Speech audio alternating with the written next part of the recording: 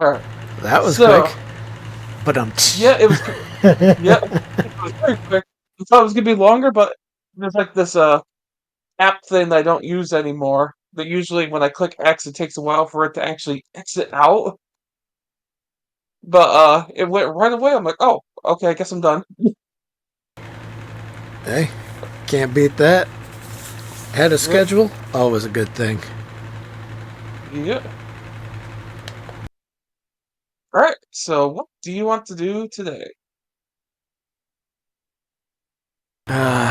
Remind me where we left off, if you would please.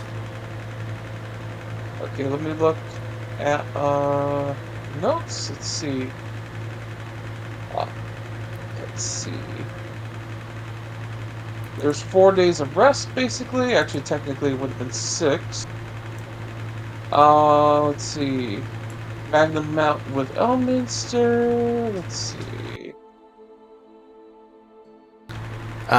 I think I finally remember. It took me a second there. Let's see. You I think I guys, was going to let's see. meet with You the guys fought Black right after the Staff. thing at the farm. Yep. I Yeah, think I was you gonna got have to a meet with the Black Staff because I didn't know anything about um, possible enslavement magic, or if that even is a thing. yeah, you had the So, head of a wizard of Fae. yep. So that will take, obviously morning. I'm not gonna bother at night. It was kind of around like 2 a.m. or so by the time we finished up. And I know he woke Gemma Um, up and explained everything that happened to Gemma. And he has a simulacrum watching the head. So anytime that body tries to grow back, for now, it's just going to be kind of trimmed. So yeah, everything is secure. So he will get his rest in. yeah, And it's about yeah. After your long rest, it'll be about 10 a.m. okay. because you got like a So late rest. yeah, so he wakes a little late, but it's all right.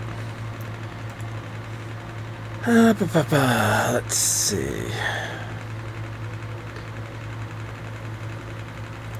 So he will send a sim for some blood, because he used the rest of it. And he will see if the main him will see if the black staff is available. So you get on the communicator. Uh, the Black Staff will respond that she's available for the next 2 hours or so. She does have a mission she needs to take care of. That's good enough. Where can I meet up with you? Let's see. Double check. Because he has no idea where she is currently. Yeah. She's currently at. Let's see, let me look. Where did I put her? Oh, yeah. She's currently at the Yawning Portal and she's about ready to leave. So she could either meet you there or meet you at the alchemy school. Uh, does Talon even know what the yawning portal is? Oh, that's that bar with the dungeon in it.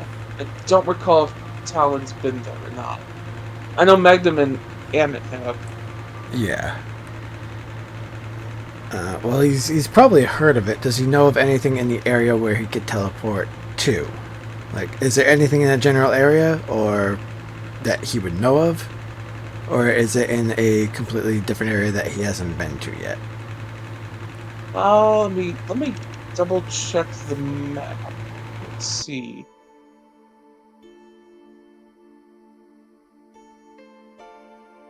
Uh, let me check the better labeled map. That'll be way more helpful. Let's see, where is it? Let's see if I can find it.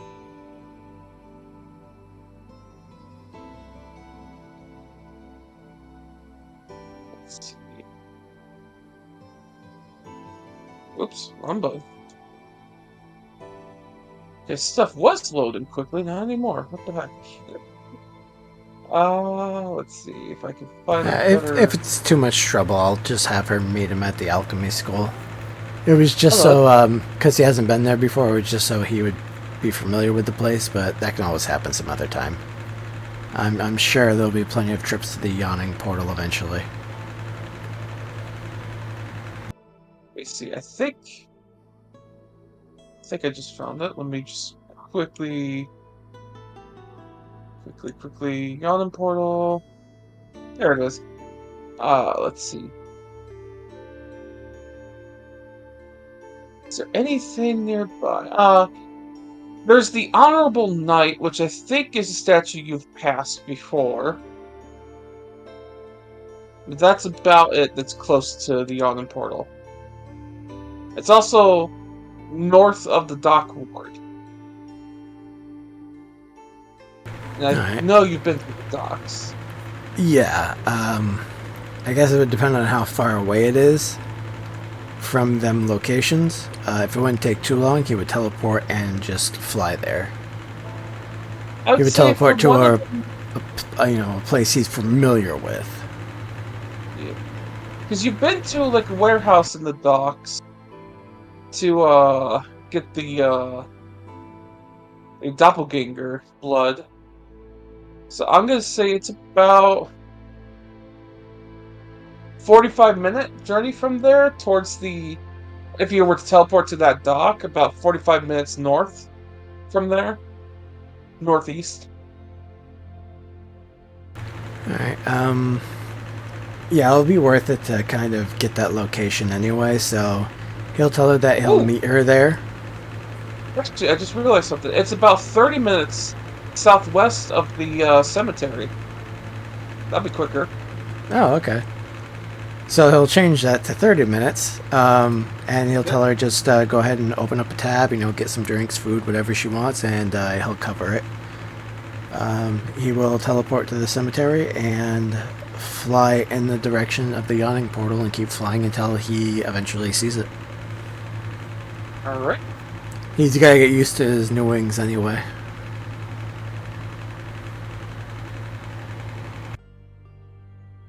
Definitely. Let's see. Oh yeah, because of the weeds. Yeah, I keep forgetting that's a thing. I'm like, oh yeah, nice. Let's see. I'll put a Yeah. good picture of it then.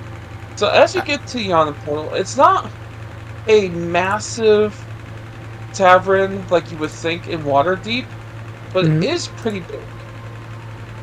And as you walk inside, let's see. Oh yeah, I gotta go down to 101. You see this on the inside. There's a well that people look like they're spending money on to go down into. There's people at feasts, looks like groups of adventurers. There's a giant hearth that looks like a massive goblin head. And you see a tavern keep, looks like this orc woman, half orc woman.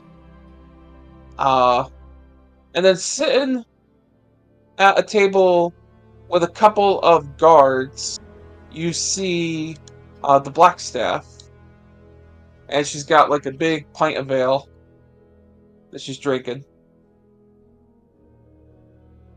He'll fold up his wings and make his way over to the table. The only ones that have really seen the wings so far have been the Blackstaff and whatever guards were at the collapsed house. Yep. But yeah, he'll make his way over to the table and have a seat. Thanks for meeting me. Is this a safe-ish place to talk? I've never been See, here before.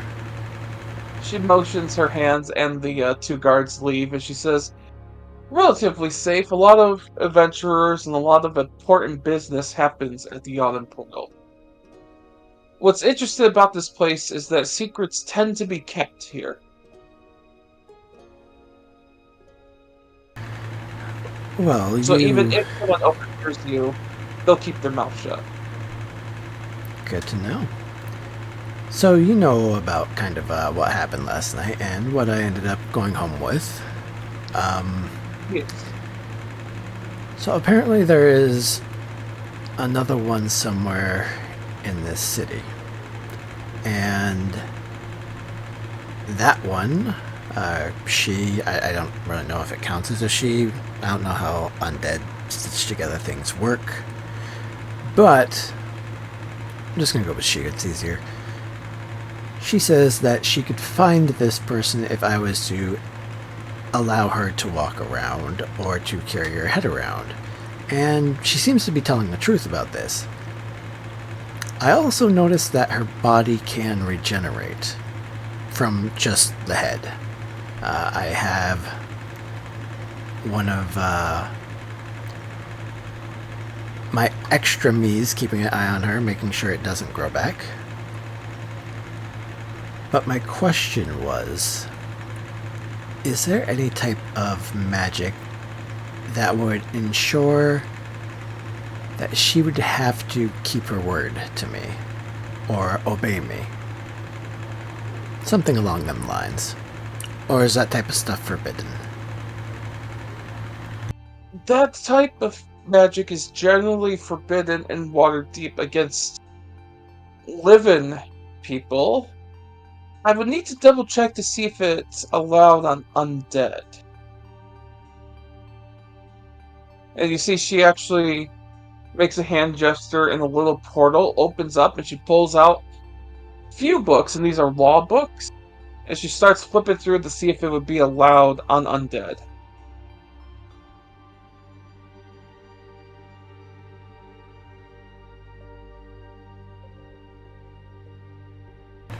He just sits and waits patiently. Yeah. Because I gotta write something real quick. Hmm? Let's see.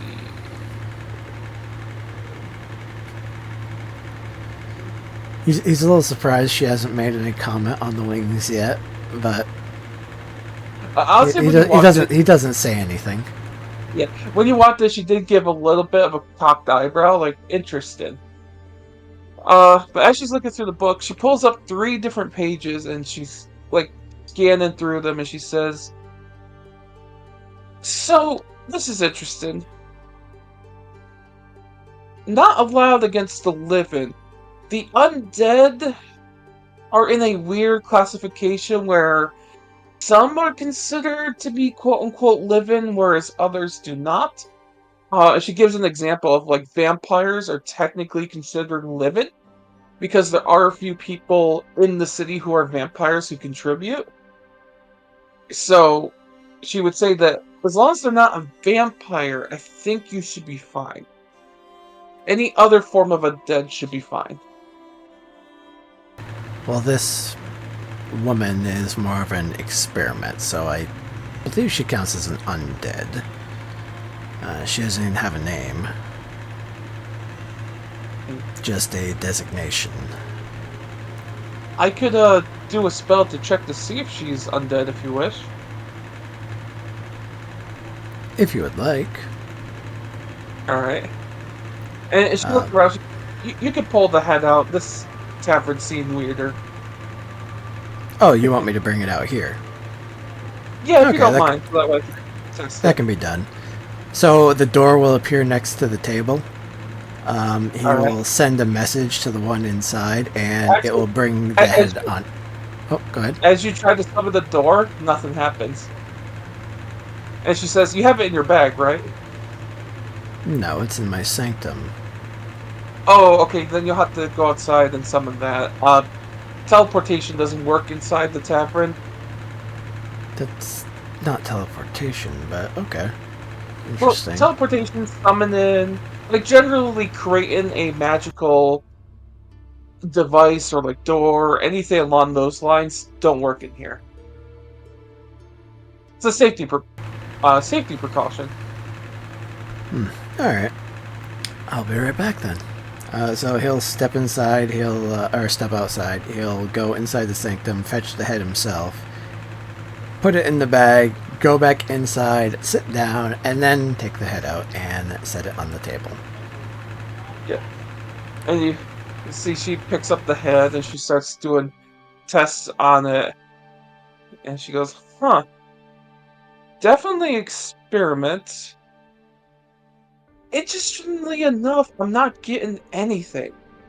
I'm not getting undead, but I'm not getting like any other features like a fiend or celestial or just like a common person. This is something different. Like there's a vague undead to it, but not strong. This is something different. So, would the laws apply to her, though? I honestly don't know. She puts the head like sitting upright down, and like a barkeep comes over and asks the head if it wants a drink. And you see the head just looks and like sticks her tongue out and like hisses. But let's see, Blackstaff goes through. She's looking now for like experiments. And you see she's flipping through, reading. I gotta make a roll for her.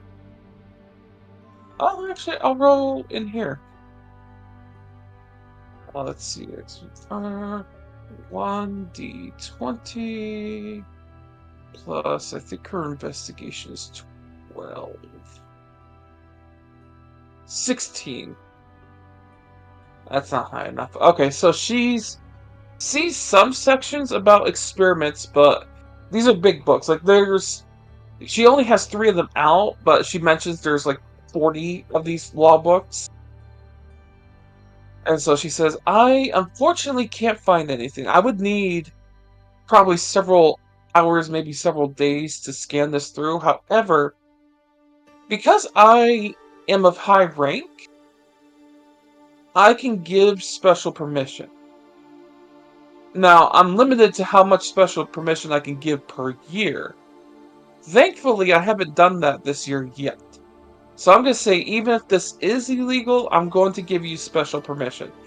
And she reaches into her bag and she pulls out a coin that looks like it's made of like a very polished wood.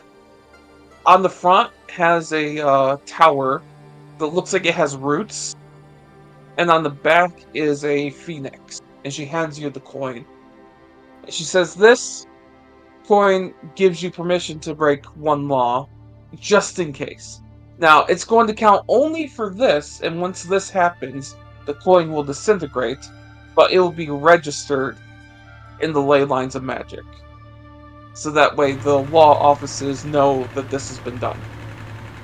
Okay. And where would I go to get such a thing done? I assume that, well, you might know how to do it, but that's a big assumption on my part. I don't really know what you dabble in. Well, I am in charge of the Arcane University here, and also the different branches of the mages schools. Technically, I am the one in charge of all of them. So I would be able to do this for you. However, I'm going to write a note down. I'm going to give you instructions to find this individual. And she hands you a paper. Uh, it doesn't have a name. It just gives you directions to a place. And she drew a sketch of what the house looks like. And she says, just tell them that the Blackstaff sent you, and they'll take care of it. Very well.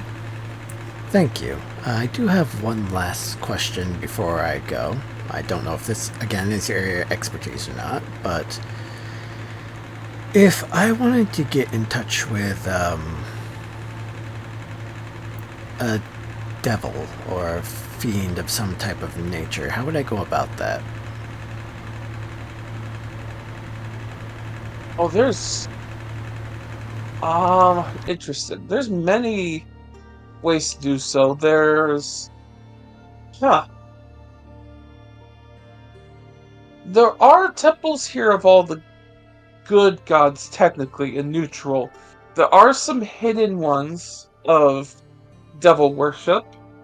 You could try to find those. I believe, have you met Claire de Lune at all? Yes, she's the one that helped me cleanse the sword. She would know of some, possibly in the city, masquerading as others. Her job is to keep track of them to make sure that they don't do anything too nefarious. Okay. And also, you can always pray, and maybe one will appear. I don't really feel like praying to a devil. Just maybe see if I can get one to do me a favor. I doubt Tiamat is going to give me the location of her champion or offer any further aid. But Well, with him I being don't know. somewhere in the hells, I would hopefully find a devil or demon that would be willing to make a deal and might even make things easier when it comes to taking him out. Yeah, I I don't know mean, where her champion is. I just know that her champion is Archon. he is in the Nine Hells currently. Ah, that makes sense. Be closer to his deity. Oh, well, not for much longer. I mean, I think you already know what. I mean, besides becoming our champion, there's other perks. I think you know what I'm going after, which would greatly benefit all of us should the worst come to pass. And he's going to try to read if she understands what he's talking about, which he's talking about if Vecna is to return. If he is able to defeat the champion, then the Open Lord would have access to the hand and possibly the eye, and hopefully be able to destroy them, which would greatly weaken Vecna. Yeah, she gets what you're saying. Okay. Well, I thank you again for your time. I know you're a very busy woman, and just don't overwork yourself. If you ever find yourself stressed and really need to relax, well, you know where to find me and Gemma. She He gives you a will. wink for that. He'll take out 2 platinum and set it down for your drinks. Alright. I did say I would cover everything that you were getting, unless this is not enough. Then please let me know. She says, it's fine.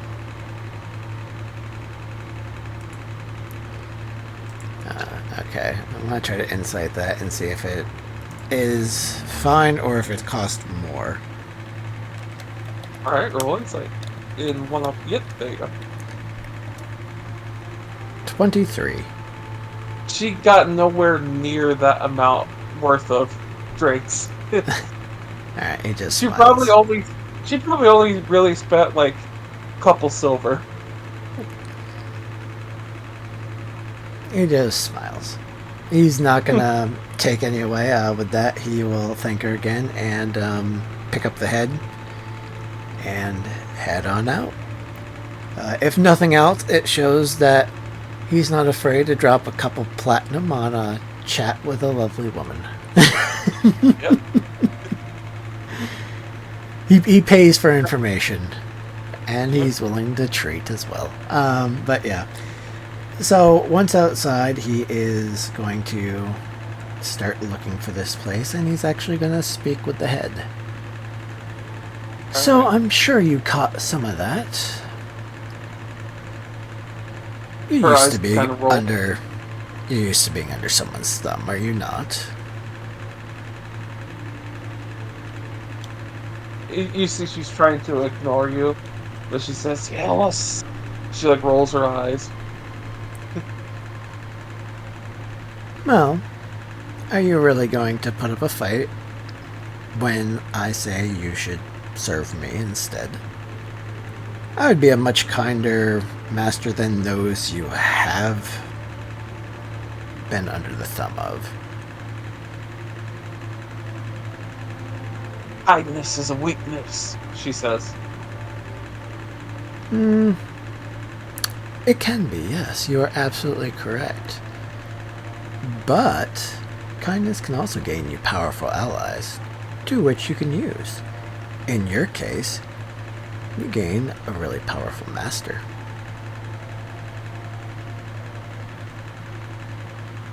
She smiles at that. She says, "You're really a very powerful master." Let's be honest. I could have single-handedly kicked your ass, and I single-handedly thwarted quite a bit of what you were trying to do. Single-handedly, huh? Not with your simulacrums? They're a part of me. That counts as single-handedly. I see.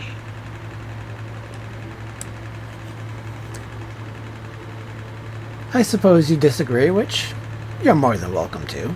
I'm not gonna say that you must think the way that I do, because let's face it, the way I think, not many others can. She says, "My master wouldn't have needed simulacrums to defeat you." Perhaps, but he also left you for dead. Because Abandoned I've you. used up my usefulness to him. I have no more use to him. So what? You're just content spending out the rest of your days being tortured over and over and over again for all of eternity? Because I literally have an eternity to torture you. That's not an exaggeration. She laughs at that, though.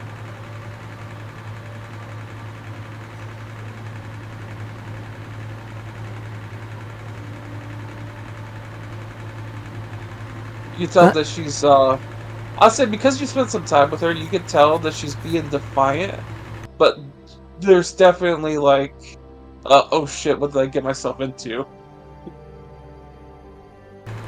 I mean, he successfully managed to intimidate her once at the very least, so... Yeah. And she should know that he's not lying, even if she can put up with the torture. Eventually, it's going to wear on her because she feels every bit of it. And with simulacrums, it can be around the clock, non-stop, 24/7. Even if he was to die, she could still be trapped in that sanctum for all of eternity with a simulacrum that does not need food, does not need sleep, just torturing her constantly, 24/7. Yep. So just something for her to think about, depending on how smart she is. Alright, keep your lips sealed if you wish. But in your non-existent heart, you know I'm right. And that's the last thing he'll say unless she decides to pipe up. Eventually, if she's quiet for long enough, he'll slip her back into the bag and continue to make his way towards the house. Making As sure you're to about ready, prune... Oh, go ahead. as you're about ready to put her back into the bag, she says, "Saztam will not rest until you are destroyed." He stops. And who is that?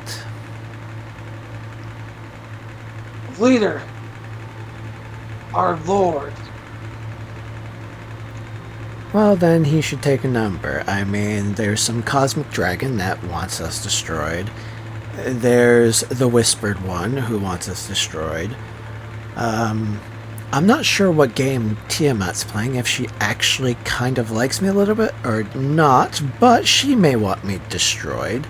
But I'm gonna drag her kicking and screaming into my way of doing things one way or another, so, you know. As you say all of Uh, this, you can see the look on her face, be like, "What the fuck?" And there are plenty of other gods out there that I'm sure would like to see me destroyed. So your master can take a number, and he will be dealt with when it's his turn. You can see her expression goes from like she's like excited, being like, "Yeah, Sastam's gonna kill you," and then you mentioned all of the people that also want to kill you. You're like, she's like, damn, what the fuck did I get myself into? And before he puts her in a bag, if her body is starting to grow back, he makes sure to prune that. Yeah, you see like little tiny legs, little tiny feet, little Yep. tiny hands. Snip. Alright, well, if you And got it's nothing like, else to say, bye-bye. And into the bag she goes. yeah, you snip it off, it dissolves, and she just rolls her eyes. So he'll take to the air and start flying. Alright. He knows he has, at least an hour before he has to make sure to prune the body because it's going to take her a long time to regenerate it. She said it would take about an hour, but at the rate it grows, he thinks that she was probably exaggerating. Oh, definitely.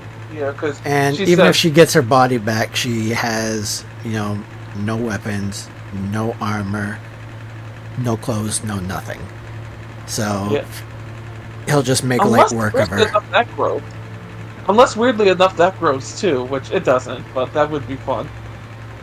And Like you see a technically, little she's gonna tiny grow red bug. back. She's gonna grow back without an arm as well because one of the arms was magical. Interestingly enough, you were seeing both arms appear in the little tiny body. Okay, but was So it one looks like, metallic? yeah. Oh no, they both look like flesh. Oh, okay. So it must be that it was growing back. So now that you think about it, you're like, well, did she have a prosthetic arm if that one grows back? Maybe So there was some weird ritual or something. I was gonna say he would make the logical assumption that something about the prosthetic must have inhibited that arm from growing back. Yep. That would be his guess. If he Good sees it guess. growing back naturally, that's a logical conclusion. He's not like a fucking 8 int character. He has an intelligence of 11, so I feel like he could make that logical connection. Yes, he can. Although that would have been funny if you had like an intelligence of 6, where you're like, hang on a second. You like stop your flyer, you're like, how does this work? Trying to How put lo- the puzzle together. Yeah. I've never played a low intelligence character. Lowest my intelligence have ever been is baseline 10. Yeah. I I've did done. once briefly. Yeah, I can't do it. I can't play a dumb character.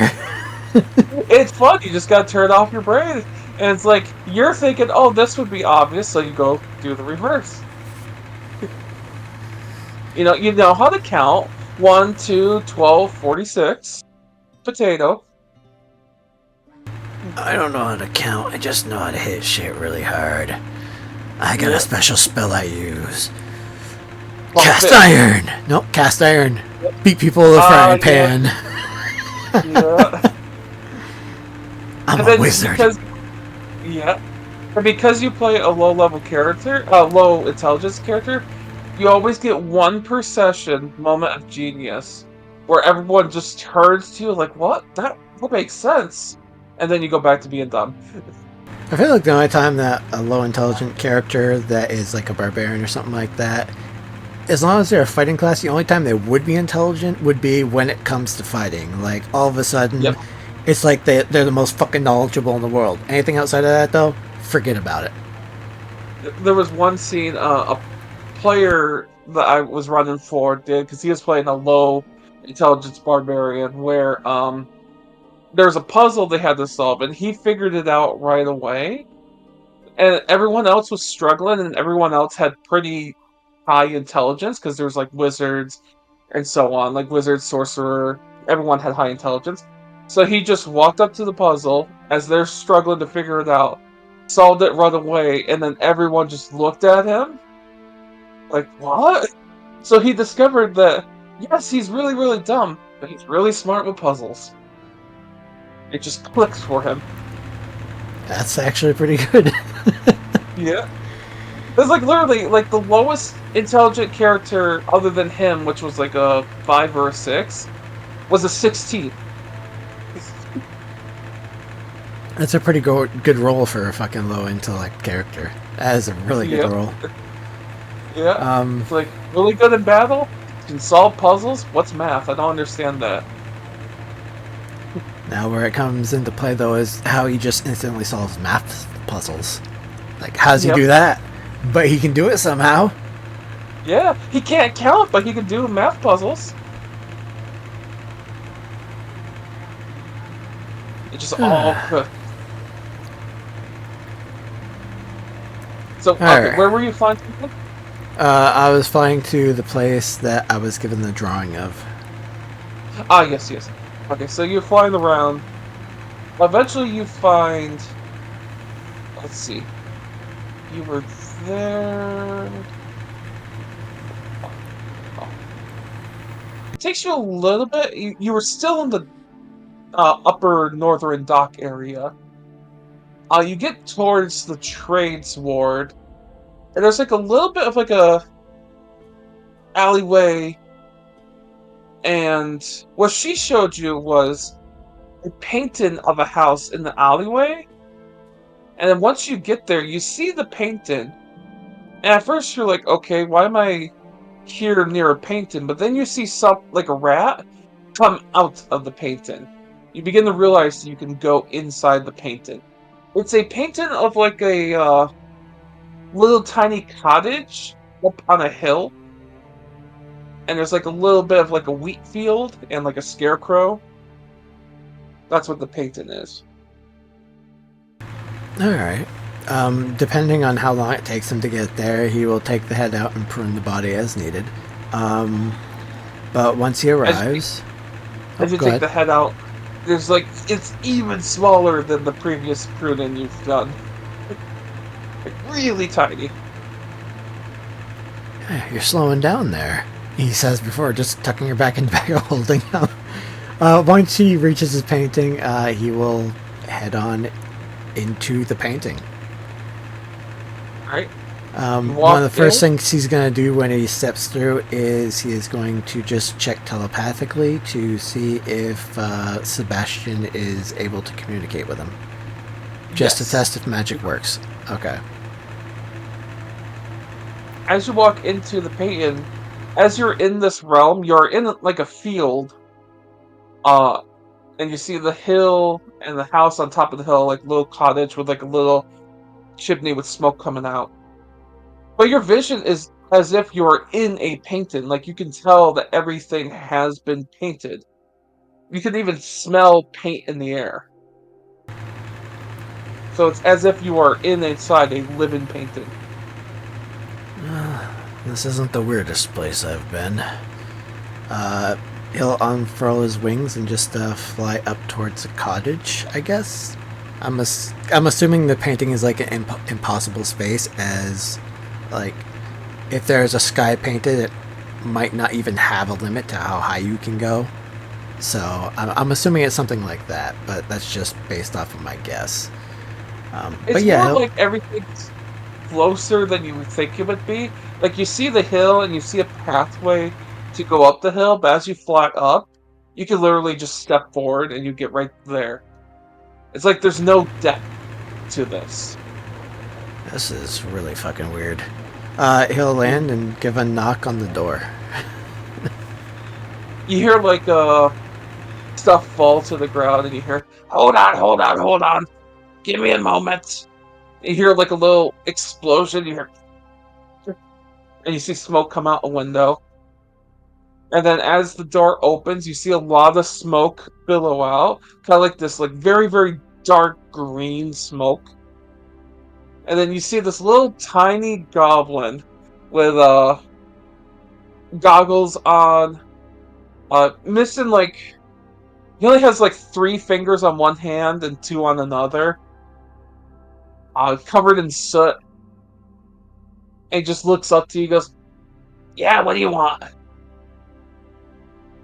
He'll look down at this little goblin. Definitely not what I was expecting. Not what I was expecting. I didn't know you were expecting anyone. The black staff sent me. She said you might be able to help me with something. Fine, I can help you. If it's Blackstaff, then I'll do it. He like motions for you to come in. And You can see now that you're in here, it is like a huge space. Like, definitely not a tiny cottage. And it's mostly an alchemy laboratory and, like, experiments. Like, you see, this goblin has been working on many different things. There's a bunch of potions that are labeled explosive. There's, like, war forges that are here that look new, as well as some that look old that have been experimented on. There's like prosthetics all over the place. There's walls of flesh that looks like it was people who used to be fully tattooed. So like the tattoos have been preserved as well as their flesh to it. There's a lot of weird things. There's a bunch of jars full of weird and odd things.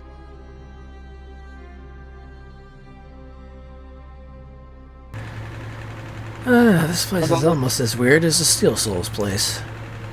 But you look like a rather As soon as you say Steel Soul, he goes, "Fuck the Steel Souls."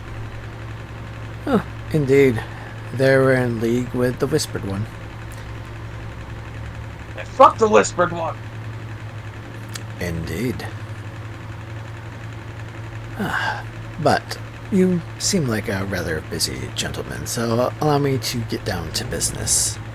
He will take the head out of the bag of holding. I was wondering if... You're gonna give me head.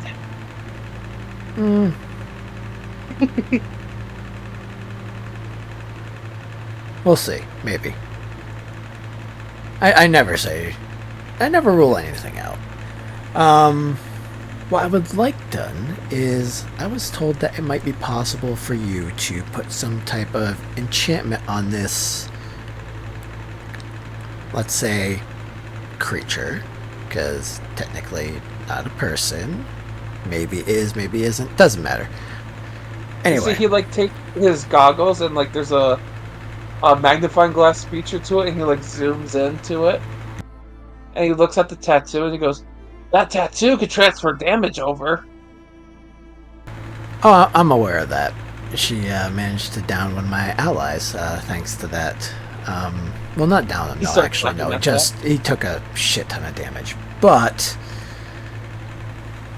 I was told that you might be able to put some type of enchantment on her that would basically make her my slave. Ah. Yeah, very taboo, very evil magic, but useful magic. I see why Blackstaff told you to come see me. Good and evil are a construct. I love constructs. This is what he looks like, by the way. Yeah, I can see that. He says, pointing to, the various warforges that he has made. Love constructs. Constructs fun. Hard to make. I've never tried. I've recently learned how to build weapons and armor and enchant, but I haven't actually tried to do any of that yet. So is that something that can be done, and is there any limitation to the magic? I want to be sure that there is no room for betrayal or for her to harm those that I consider allies, friends, family, blah blah blah blah blah. You understand where I'm going with this. I need to make sure she is subservient and loyal. Yeah, that one's a little tricky, a little harder to do, but possible. But yes, I can make her completely submit to you. There's a enchantment I can place, kind of a tattoo. You would need to get a matching one, but only a little tiny matching one. And she will follow your commands completely. She will not go against you or anyone you designate. Now, very tricky, very illegal magic. If you're caught with said matching tattoos, it'd be bad. You need to be able to conceal tattoos. Well, I don't think it's illegal with this, and he will produce the coin. Oh, he grabs it, and he goes, that will automatically make it concealed, so that way others can't see. Good on you. You could literally have that tattoo on your face, and no one would see. Well, I don't have a whole lot of space for tattoos, so I'm guessing I'm either gonna have to get it there, on my ass, or on my dick. So, Palms of hand, palms of feet. actually, I think the palm of my hand is free, because technically he doesn't have his hands tattooed, his arms are tattooed. Yeah. Okay, yeah, the hand would work. Because good, because I don't tattoo dick.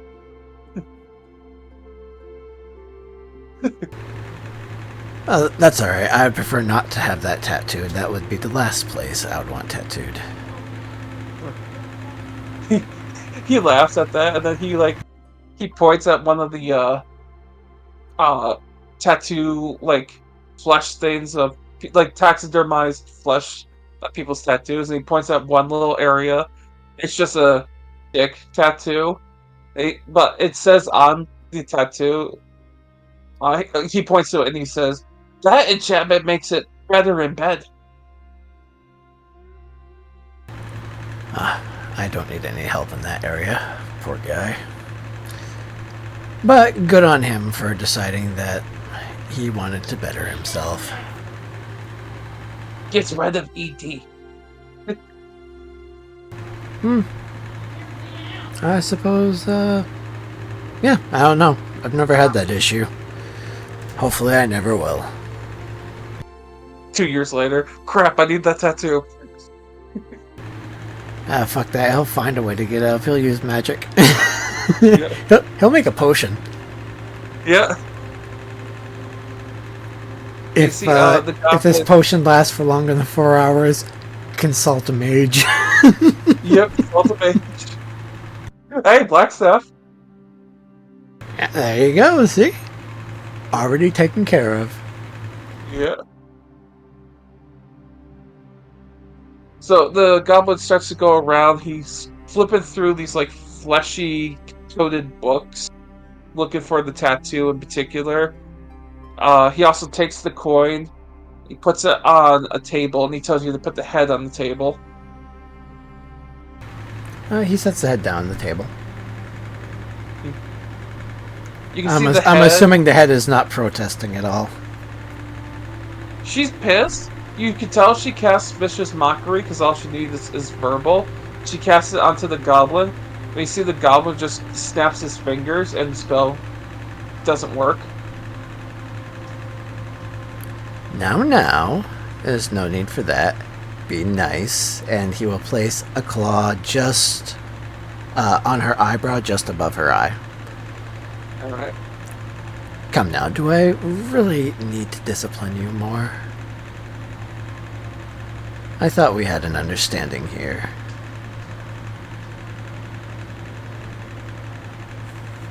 She just goes, "Understanding, yeah, but servitude, fuck that." Again, how is this any different from you serving your previous master? And you see the goblin puts the book on the table, and the goblin just looks at the head. "Is that Red Wizard of Thay?" What's left of it, yes. Eventually her body will grow back, but there's another one floating around in this town that has information that I want. And she's gonna help me get it. That's fun. As he takes out this what looks like to be an udder, like a cow udder that's full of ink, and there's a string attached to it and a needle, and he says, "Where do you want tattoo on her?" Wherever there's room. I don't know how big it has to be, but there's always the back of the head, behind the ear. It really doesn't matter. And make sure that it's a tattoo that can't be removed. Alright. So he turns the head around and he goes to where the cut is, just above it, and he starts tattooing. He says, "This will take a little while. You'll need it too." Oh, I know. I don't mind waiting. Eh. After like 30 minutes or so, you can see this beautifully intricate, like kind of like a Samoan tattoo design. And you see like in the pattern there's a brain that's locked in a cage. And then now he starts working on your hand, and on your hand he makes like a Samoan tribal tattoo design of a key that looks like it would match the cage. And then after about an hour total, he finishes up with the tattoos. And as soon as that happens, the coin disintegrates.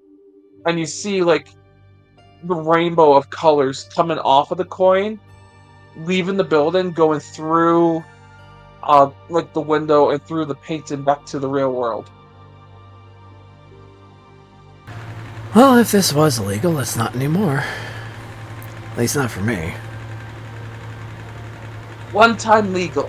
Don't do it ever again unless you got another coin. Yeah, I understood that.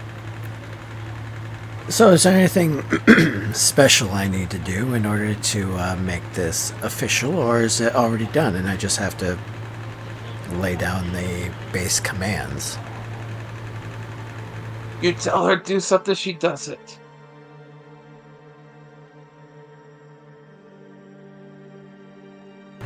Alright, sounds simple enough. Very simple. That's why it's dangerous and illegal. It's so easy. That's the problem.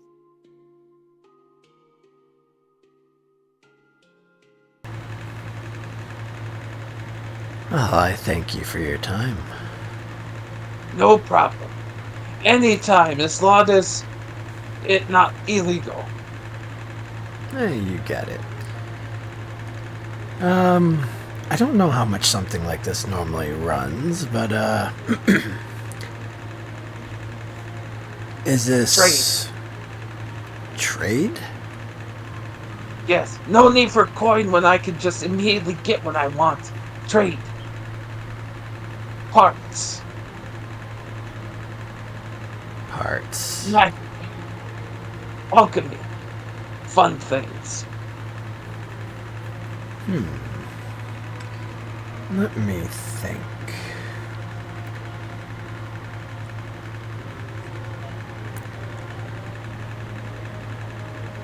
I have some... I have some silver dragon claws, some silver dragon blood, and some silver dragon scales. Would you be interested in any of that?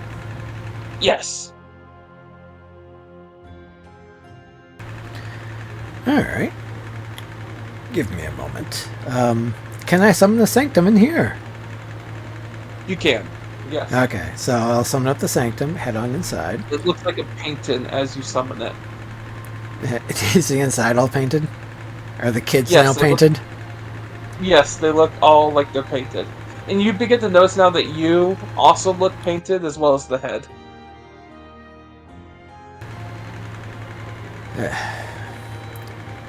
Well, don't worry, children. This is only temporary. He will go and retrieve the gallon of silver dragon blood, the 25 scales, and the 16 claws. He will return, dismiss the sanctum, and set them on the table, and see if he is happy with that for a trade. You see, he's very happy. He goes, "Oh, I've been needing silver dragon. I only get crappy bronze. Oh, yes, silver." You see, he's very happy. You see, he starts drooling.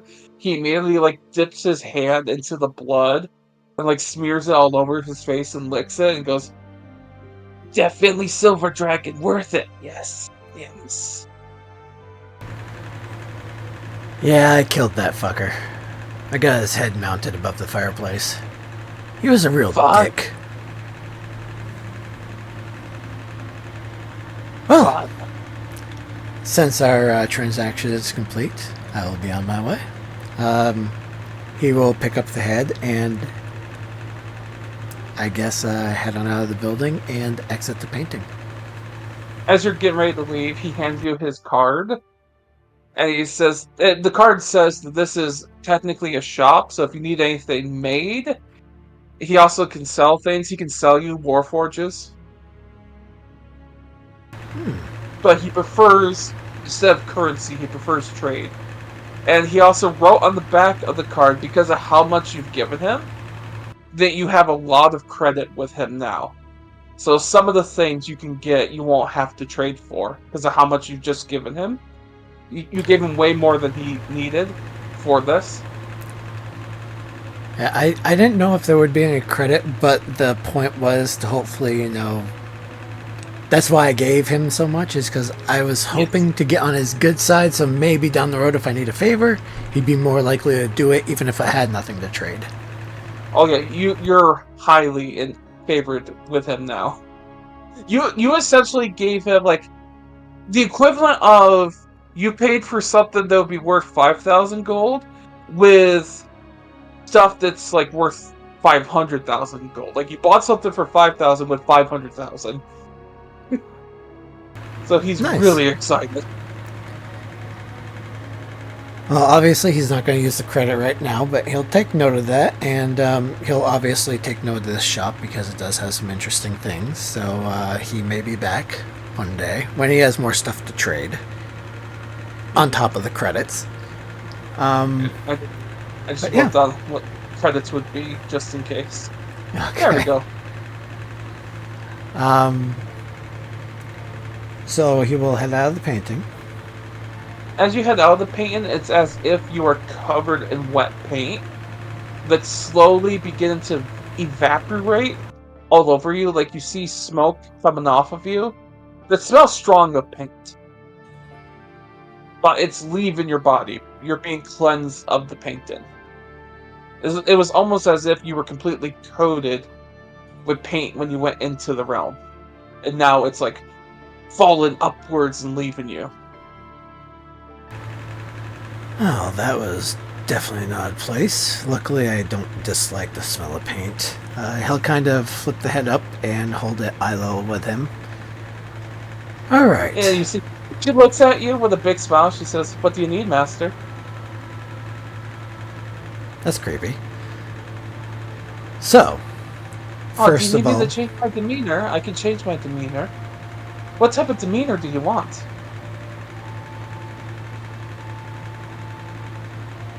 okay, is this a trick? I can't tell with you. What do you mean, trick? I'm not allowed to trick you unless you tell me to. Can I insight? Because, I mean, it does seem really weird that it would completely change your personality, but since it's highly illegal, it could be a possibility.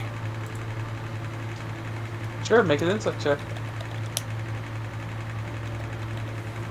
He doesn't know if, he doesn't think that she would fuck with him like this, but at the same time, it's possible she would. Oh, only 9. There's many possibilities. Either she's fucking with you, or this thing is so strong that it works like this. You don't know. It's like, you don't know enough about this type of magic to know how it would work. Fair enough. You know, we'll keep the demeanor as it is. To be honest, it's kind of like the whole master thing anyway. So, first of all, you know you're not allowed to harm the children, me, any of my companions, Gemma, or anyone inside this city without me telling you to do so. You see, You as you mentioned understand? the people, you see, you mentioned those people before you mentioned the people about in the city. So an image of Gemma, the children, your allies, they appear in front of her, and she like registers that. And then when you mention the city, a like little image of the entire city appears, and then it all goes into her head, and she goes, "All right, none of them will be harmed unless you tell me to." Good. So I know it's probably going to take longer than an hour for your body to grow back, but as promised, I will allow you to have your body back. You are too kind. I know. In the meantime, just, well, how long will it take? You told me an hour, but obviously that's not the case. Oh, it would take a whole day. About 24 hours. About 24? Alright. So, even if you need air, there's plenty of air in there, but I'm going to keep you in the bag for a little bit. So I want you to just chill, relax, and we'll get you out of there in 24 hours and go from there. Sound good? Yes, it sounds more than reasonable. Are you going to need clothes? Because as much as I don't mind nudity, I can't have you walking around naked through town. If you desire me to, then yes. Well, I didn't know if they regenerated with everything else, so I figured I'd ask. I don't No. know how your magic works. Alright, so I'll make sure to have some clothes for you. Alright, so he'll slip her back in the bag. With that, I guess he will teleport to the temple to seek the aid of, oh fuck, I'm blanking on her name now. Claire de Lune. Yes, Claire de Lune.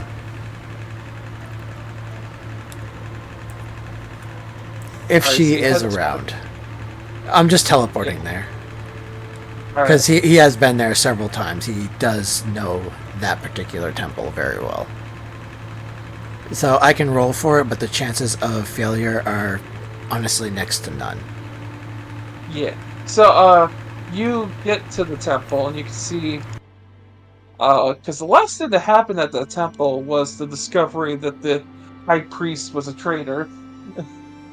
So you can see that there's like people kind of looking sad and mourning as you like head towards the inside of the temple. You can see Claire is now in charge and given the sermon, and there's kind of like a general sadness to it. Uh, and she finishes the sermon by now. You see people start to get up and leave, and she notices you, so she starts to walk up to you. She's not as cheery as she usually would be.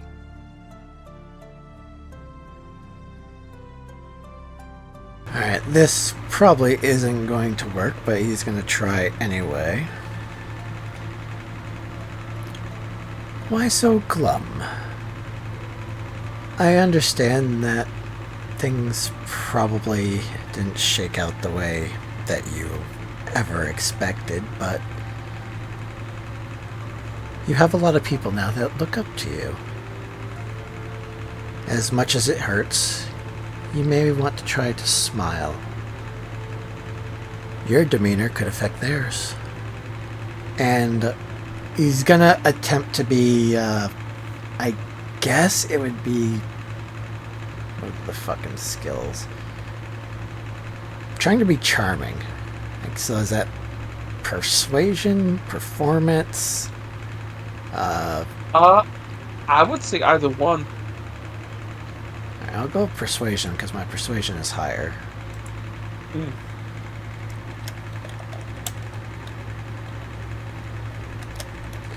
Because he honestly has no idea what happened unless someone told him, which I don't think anyone told him.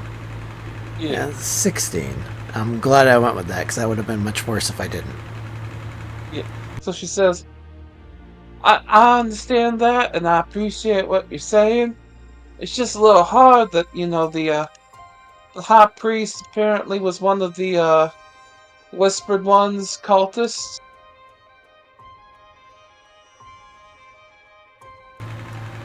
Oof. Yeah, he was That I kind did of not like a know. father. He was kind of like a father to me, so it's kind of taking me aback. Well, if this is a bad time, I can always come back another day. I hate to bother you while you're mourning. I should I should be fine. It's just a little difficult, but I'll get over it. Do you need anything? Yes, I came here to ask you about how I might get into contact with a demon or a devil, possibly one that can, get things done. You see, her demeanor changes from like mournfulness to back to business. I have someone I need to help. And she goes, well, technically, I'm in charge of like keeping track of them, making sure that they don't do anything too nefarious in the city. There are a few. Are you looking particularly for a devil or a demon or a daemon? Which one can make deals and make things happen? That would be a devil. Okay, so I am looking for a devil then. All right. And you see, she goes over to the podium where she was given sermon. She grabs her shield back up, and she turns it around to where she would be holding it. And you see, there's like this little orb, and she says, "Hey there, Crystal Ball. Could you find me one of the devils, maybe the closest one?" And you hear the crystal ball say, "All right then, I'll help you out." They go back and forth a little bit. She goes, huh.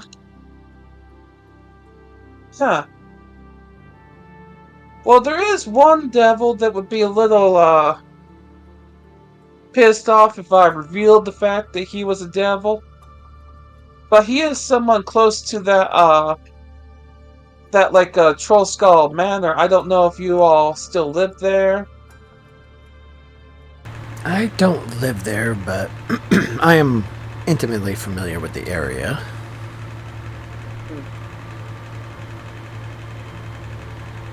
Well, there's, so he would be the closest. I don't know if you've met that detective who's in the city, but he's secretly a devil.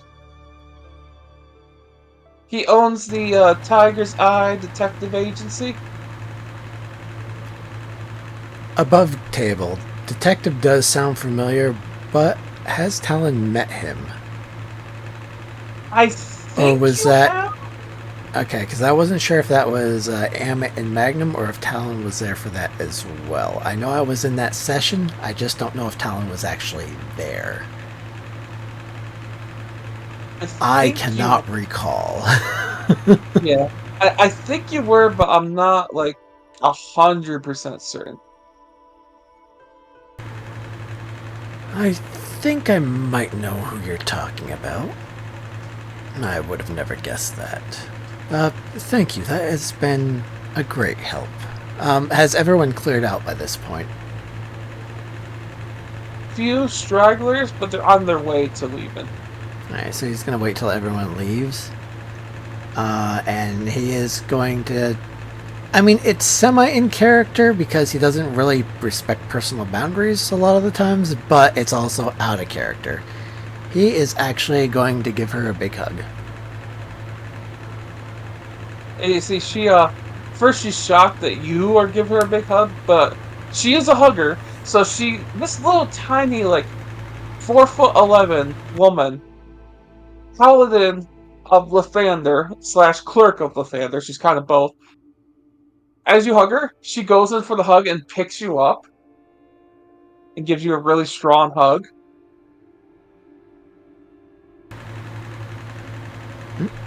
He'll just pat the back of her head. It's kind of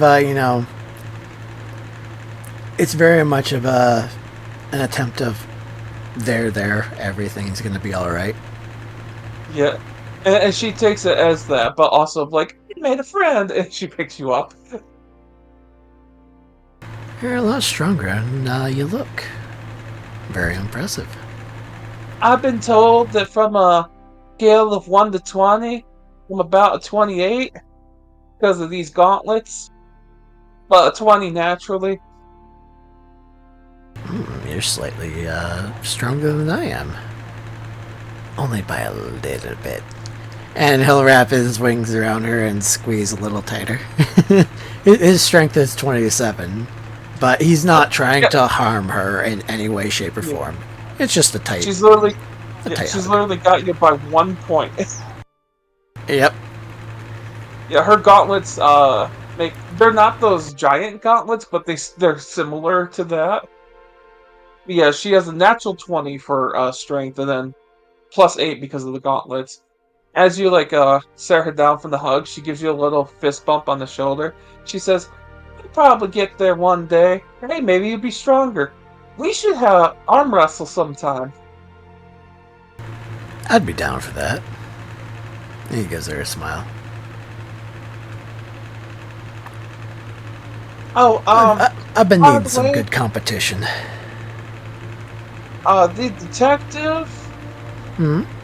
Valentara, I think is how you pronounce his name. I'm not certain. It's a name I'm not too familiar with. She's gonna spell it out to you. There's the name. Valentara, Valentajar. I don't know.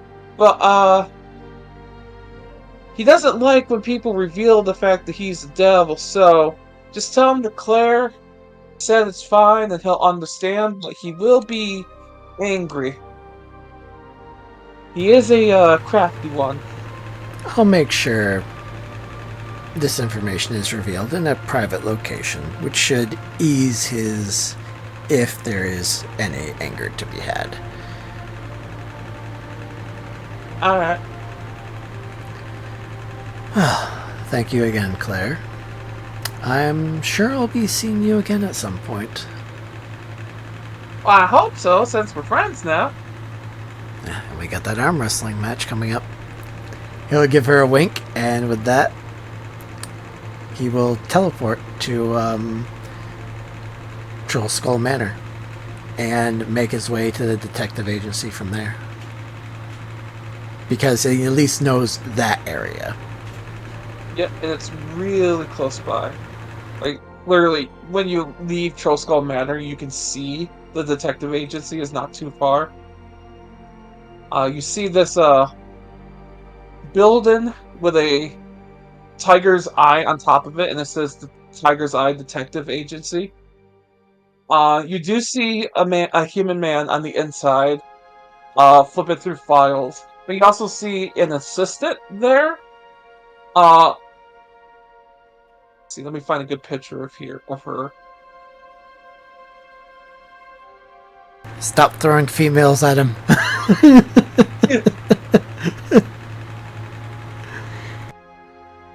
Don't know if you'll know who this is, but I'll show you the picture of his assistant. Alright, let's see if I can That's his get it. assistant. I actually don't know that one. Do you know what a VTuber is? Okay, yep, I know what a VTuber is. So Yeah, she's a that's, VTuber then. yeah, Amelia Watson. So's the that Turtle House. That's also a VTuber, the owner of that place. I like to Okay. pepper them in. I like to pepper them in here and there. I think I might have seen her when playing TCG Shop, the one at Turtle House anyway. This one is Yeah, possibly in there too if she's part of the Holovid series. yeah, Hololive. Yes, she's a part Is of that them. what it is? Hololive, yeah. Because Yep, I have that installed because I'd rather look at, cute anime girls than just a bunch of random monsters. And I've yep, seen every fucking Pokemon card there is, so it's like that holds no interest to me. I can just play the Pokemon trading card game if I wanted to look at Pokemon cards. yep. So, alright. So he will approach. As you walk in, you see the girl. She says, uh, "Welcome to the Tiger's Eye Detective Agency. I'm Amelia Watson, and this is Detective Valentarja." And then you see he rolls his eyes. He goes, It's not how you pronounce it. I mean, anyways, welcome. Do you have a case you need solving? I do, and pleasure to meet you, Amelia. The Is pleasure's mine. is there any chance that you and I could speak in private? He will ask the detective. It's a rather Uh, sensitive topic. You see, he motions his hand towards his office. There's like a door, like one of those like doors with the glass windows type situation. And you see in like detective offices. It's one of those ones where you can't see through it too well. He's like, "Office right there. Please step inside. I'll be with you momentarily." Thank you kindly. And an absolute pleasure to meet you. And, yeah, you know what? He'll attempt to take her hand and give it a light kiss before heading into the office, unless she, you know, rejects any type of touch or pulls away when he's trying to give her hand a kiss. As you go to touch her hand, you feel a shock. And she goes, "Oh, sorry." And you see she had one of those shockers in her hand. She goes, "Oh, sorry, didn't know you were going to touch me." Oh, no need to apologize. But he'll take that as she does not wish to be touched, and he will head on into the office. Yeah. You're not a mom for her to ground pound, so she's not interested. Fair enough. But it's Talon, so he's gonna shoot his shot with literally anything you put in front of him if it is remotely attractive, be it male or female. Yeah. He It's does like, not "Oh, no, discriminate. they're hot." Yeah, it's like every time you see something, you're like, "Oh no, they're hot." Yeah, and I know I should be playing a fucking bard. I am all aware. It's like 80% of the city you're gonna be married to by the end of this. Yeah, but Gemma's Gemma's his number main. one. Yep, and will always Yeah. be. She is literally Gemma's, everything he was looking for. And he gave his Gemma's, word, and he doesn't go back on his word. Gemma's number one. Everyone else is number two. But there's a lot of number twos. It just becomes Talon City. I mean, with But the amount of simulacrums I'm making, that is a very real possibility. yeah. I was gonna say there is an area I've left blank. I'll just say it now, because you'll probably read about it in a newspaper or whatever, because they do have that in here. There is a blank area that you could potentially take over and just have it be Talon City if you wanted to. I think he'd be very interested in that. Because it was like from where the campaign started, I forget the name of that town right now, but that has been destroyed, so that's free real estate basically. Well, not free, prime real estate now. Yeah, he has to Prime build more. up his. He's got to build up his wealth first, Yep. which I know there's a lot of shit that has to be done. So he might send, you know, when he gets a couple more Sims, he might send some Sims into the Yawning Portal and some one-on-one sessions to, you know, accumulate some treasure for him. That's always doable. You know, as long as you're okay with that. Oh yeah. As long as I have the time, I'm okay. All right.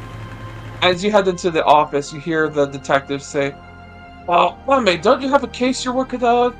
And then you hear her go, "Oh yeah, the weird shark lady. I'm on it, boss." And she leaves. And then you hear the detective get up as he heads towards the door. And then he opens the door, and you see, as you walked into the detective agency, you see like this big, expensive-looking painting of a tiger, like eating a devil. Like it's like grabbed the devil as prey and is like latched onto it. Like at first you would think it's just like a cool painting, but now that you know the significance of it, you're kind of like realizing that he's very on the nose with his disguise, and that's the purpose of it. Because if you're on the nose, no one's going to expect it. Yeah, it's hiding in plain sight. A Yep. very good tactic to use if you are good at deceiving people. Yep. And he walks into the office and he sits down at his table. The All right. seat that he's presented for you is very comfortable. He says, yes, can I assist you with anything? Do you have a case, a missing person, someone you need found, debt you need collected? What's your deal?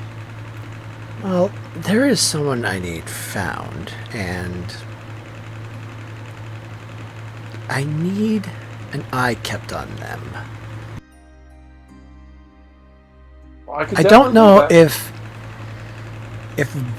bringing them to me is something that could be done, but I'm gonna make sure the door is closed. Is the door closed? Yes, it's closed. Okay. If He not, he says, was I can. gonna. If not, he He'll was say gonna close it. he says he can bring people to you if they're willing to go. He's not allowed to like tase or like drug people, but he usually just gives you locations of where people are. Well, this would be kind of, I'm assuming, off the books. This is more of a deal I'm looking to make. Perhaps if things go well, future deals could be had. And he Well, I kind did. of gives him a look up and down and cocks his head to the side with kind of a little bit of a knowing glance. He hasn't said it outright, but he is letting on that he knows something. He's gonna roll insight on that. I literally rolled in that one. You can tell he's distracted. He's looking through case files, so he hasn't looked at you. And then he also says, "Well, I do like making deals. That's part of the charm of this detective agency. Is you could sign a contract with me, and you won't have to do any down payments." Well, those are rarer, and now he's finally looking at you. He says, "Those are rarer, not as common, but they're doable."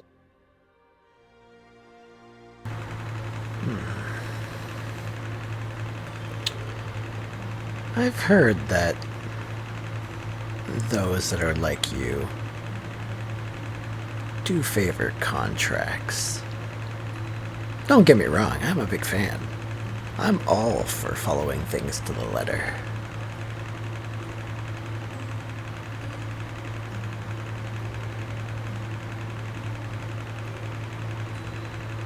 He still hasn't picked up on it, but he goes, uh, yeah, follow things to the letter is very useful. It's, you don't want to follow things by the number. That'd be weird. And you see, he's mostly like he's talking to you, but he's mostly distracted. You kind of can see that what he's looking at is like a wanted sign of an individual. You can't quite make out the individual. You just notice this as wanted, and he's mostly focused on that. He hasn't picked up what you're trying to get at. But then he says, so what is the individual you're looking for? If there is someone you're looking for, you said that you were wondering if I could bring someone to you.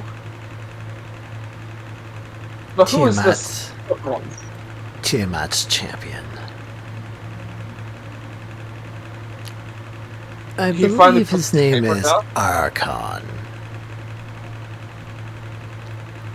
He puts his paper down, and you can see he just goes, "Interesting. And what do you want with Tiamat's champion?" I want to kill him.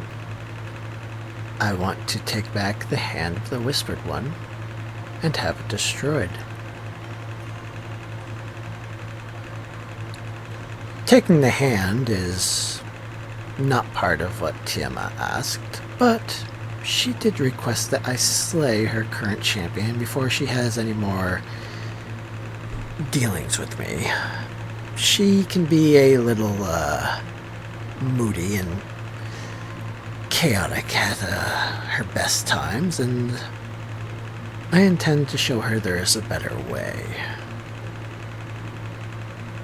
Look, talking about these devil matters is kind of taboo in this city. I mean, I'll keep it under wraps so I won't have to report you, but you gotta be careful mentioning devils and that type of stuff here.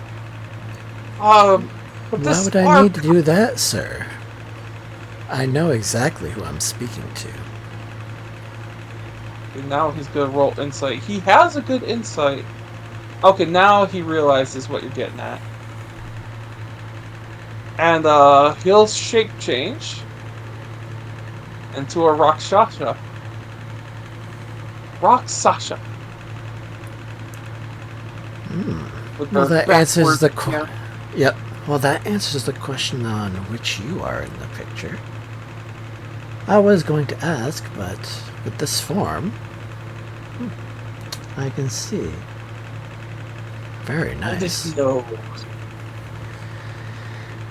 I don't really want to say how I got this information. You see he's baring his teeth at you, but he's not gonna pounce, but you can Oh, tell he's angry at this. come now. There is no need for that. Let us be civil. We can use our words, can we not? I mean, if we must come to blows, then so be it. And he'll open up his mouth, and he will see little poison start to seep out, acid drip, little ice kind of curl up the sides of his lips, while embers trickle out. Just all of the chromatic dragon elements at the same time before he closes his mouth up. He sees and he says, "Impressive. So you've been touched by Tiamat." Not just her.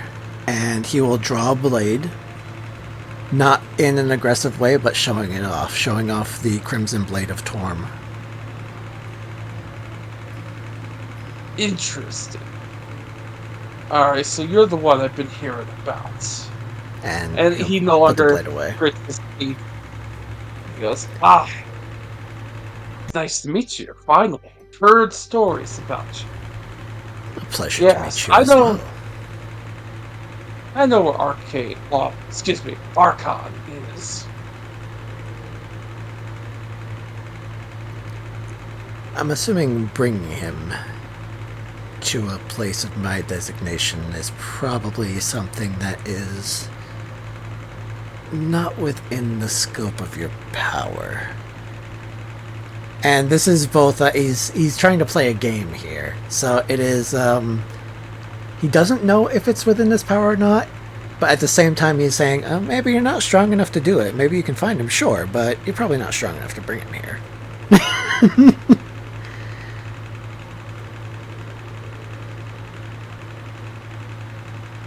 He says, it's... Unfortunately, Archon is a lot stronger than I, so I cannot bring him to you. I can just tell you where he is.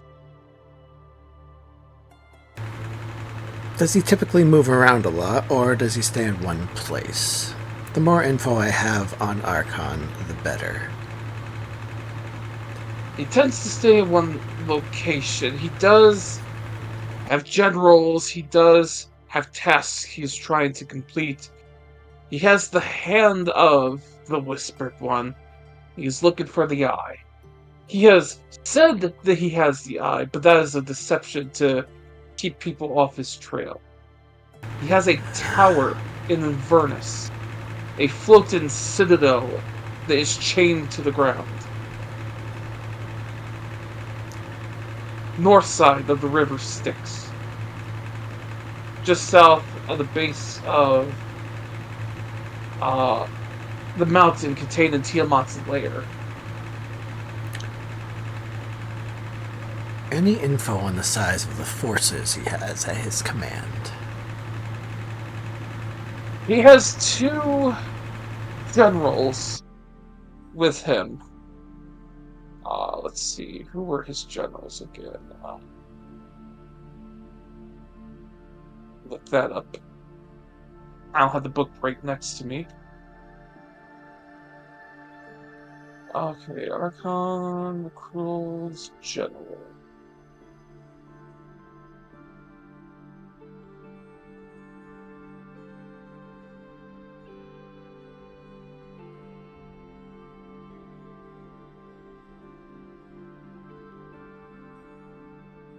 he okay, I forget the names, but he says he has a turtle and someone else with him at all times, who are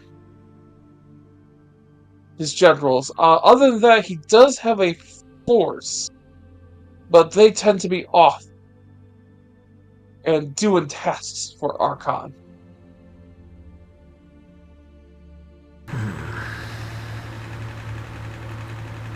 I imagine he doesn't have much to fear.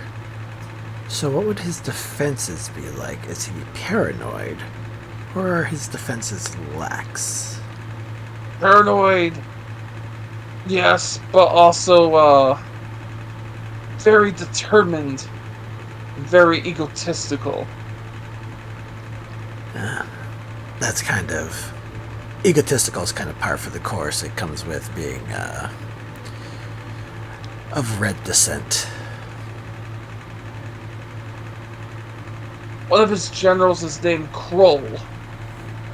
It's a very evil, necromantic turtle.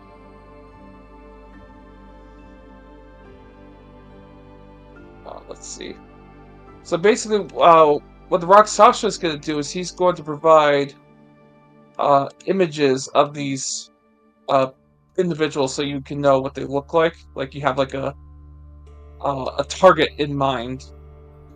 Let me just try to get them ready.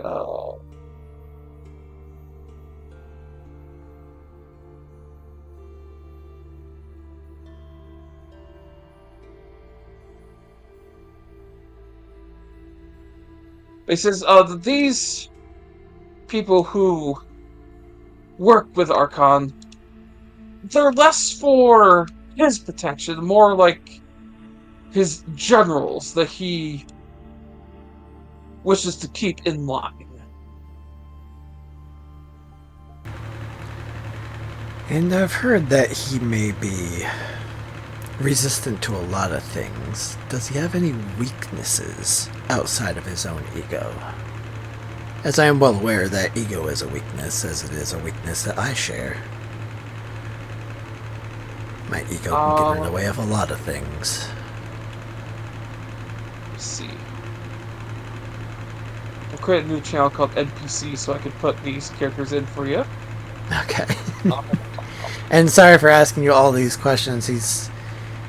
Oh, no, that's fine. He's trying to get as much info as possible before, we go and try to fucking get that task done. Yeah, I'm just making sure I have the people, like, for you, so that way you can see what they look like. He'll tell you a little bit about them. Let's see. I'm guessing that is a dual-wielding barbarian or fighter. Perhaps a mix of both. Yep. And that is definitely a magic user. I can tell it is necromancy or necrotic and shit like that by just the fucking staff alone. Yeah. That's his top general. That guy, he says, that one is there for just in case Archon were to fall in battle. He could bring him back. And from what I understand, stronger than before. And Archon has purposely died so that way he could be resummoned stronger.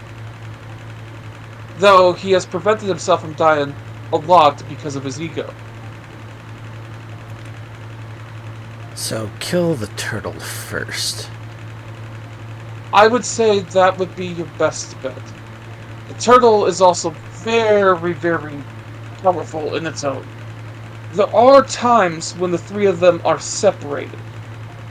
So I would say wait until the three are on their own. Get the turtle first, then the bull, then the dragon. But you mentioned weaknesses and strengths. Archon is immune to fire, but he also has a gift from Tiamat where his fire breath is hotter than most and can remove immunities or resistances from his fire breath. which is useful because he's literally killed a red dragon with his fire breath before. As to weaknesses, well, he does not take well to being outmatched. So if you were able to impress him in battle and outdo him and not take as much damage, he will make mistakes. He will be into the battle more angered.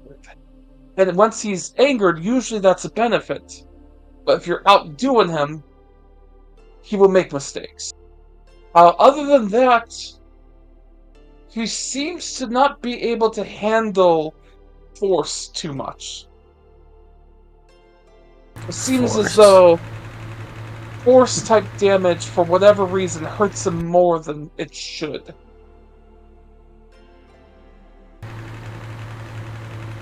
Now, I had a run-in with a rather weird undead dragon. I think it was undead.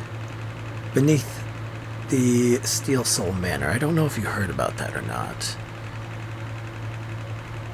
Would You can attacking laugh the at that. hand also be a weakness? Because it was certainly a weakness for that thing. I would say focus on that hand. Because the hand, the magical hand of the Whispered One, it itself can't be destroyed, but once it is attached to a host, it becomes a weak point, and usually the host tries to avoid being hit there. So I would say focus on force-like damage and also focus on the hand. I have to find a way to somehow circumvent his fire breath. If I can do that, that should be enough to throw him off his game. I will say, unlike other dragon types, he does not need to recharge that breath. That is another thing you need to be careful about. So he can use it at will. Yes. That is indeed troubling. Well, never thought this was going to be easy. I mean, I thought it would be easier than what it is turning out to be, but... Oh, he is no pushover. I've had a run-in with him in the past. It didn't turn out too well. He left me alive, but he gave me this scar, and he opens up his chest, his shirt, to reveal his chest, and he has a deep, deep, three-pronged, like a claw attack, scar right on his chest.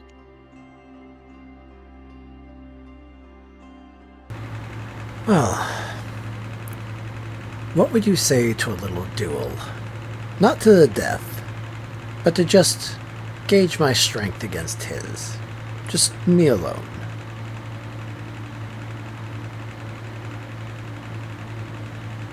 Sure, let's not make a mess of this place. Let's go to the cellar. Oh, okay. I was gonna offer up a space and allow... I'm assuming you used magic, so I was gonna allow magic to be used in there, but if you have a space in mind, that is also agreeable. And he will stand up. Puts his disguise back on. He guides you to the cellar. You see there's a person at the door who's opened the door, and he says, "Please sit down and see. I'll get with you momentarily." You see this high elf woman says, "All right, take your time," and then he brings you down to the cellar. He brings you, and it's like a wine cellar, but there's also like filing cabinets. And then he brings you to deeper part of the cellar where that stuff won't be hurt, and you can see there's like a training dummy and so on, and like a little sand pit. He starts to crack his deck. He removes his disguise. He takes his pipe out and he starts to smoke it. And he says, "All right, shall I start, or do you want to?" Well, I would say, since it has been agreed upon, It's already begun. And it would be whoever goes first in initiative as he draws both set of swords, so we'll see who's faster. Alright, he's going to roll initiative. He got a 14. 20. Oh, you're down at NPC. Oh, let me delete that. Oh, you deleted it for me. Sorry about that. Would you like me to re-roll? No, I'll count it. Okay. So, let's see. We write this down as a duel. Yep. So you go first. Alright, so he can make a dexterity saving throw, because I imagine we're not going to be going to hell in the next 2 days, so even if I fail this roll.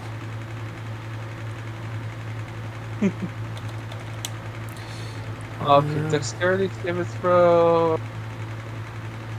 Oh, Yeah. that was a high on the die. 18 total. I believe that will save, so he'll only take... Yeah, it's a 17, so he only takes half damage. 4, 6, 8. Okay.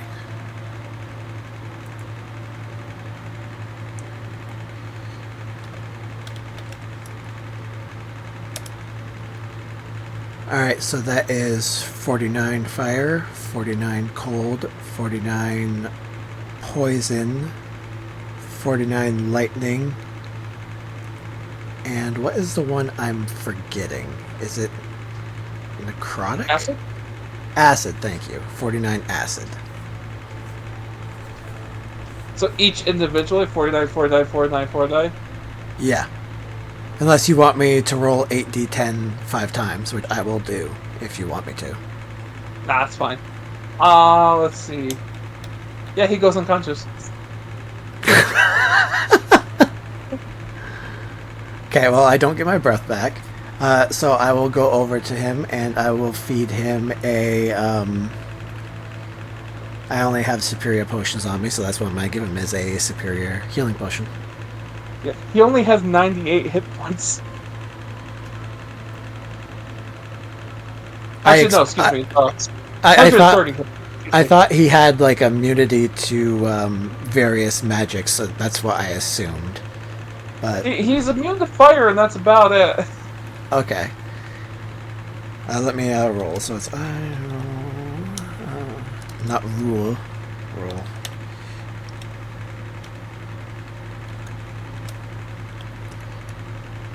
Alright, he gets back 41 hit points. Alright, he comes to consciousness and he goes, "Oh, okay. Wasn't expecting that, but I should have realized because the whole Tiamat thing. That hurt!" Sorry about that. That was, to be honest, I didn't think that would take you down. I still had 2 more attacks without actually diving into any of my bag of tricks. Ignoring the fire damage, that would have been 196 damage. And he has 130 hit points. So he'll help him up. Well, tell me, how do you think that I fare against Archon, since you have gone up against him? Yeah. My encounter with Archon was similar to yours, to be honest. And I'm no pushover, but damn. Yeah, you'll definitely be able to hurt him. Alright, but if your experience with him was similar, then he can output a decent amount of damage, and I'm guessing he can do that with his breath, or was that with his breath and weapons? Oh, he never hit me with his breath. He had a weapon he normally doesn't use, which was a red dragon's hand, or talon. As you can see, the 3 cuts I have. He turned it into a sword of sorts, slashed me, and that brought me to half. And then I said, "Okay, I quit. I'm not gonna take any more." 'Cause that was just his first hit. He doesn't use that weapon anymore, as far as I know. I understand. Well, this has been very valuable information. I will say this, he can attack 3 times and then do a breath weapon. Lucky me, I can attack 5. But one of them is a breath weapon, and that particular one I used on you typically is one I can only use once every 2 days. My normal breath weapon won't be any use against him because he's immune to fire. And unfortunately, my breath weapon is not strong enough to bypass any immunities. Hopefully one day, but as it stands now, it is not.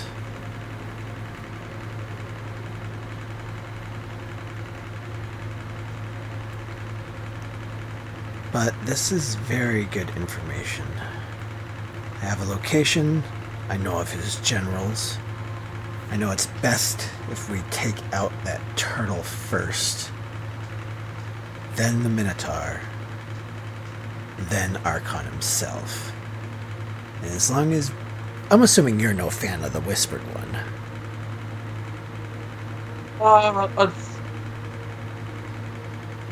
Ultimately, the Whispered One would be a hindrance to my cause, so I am not.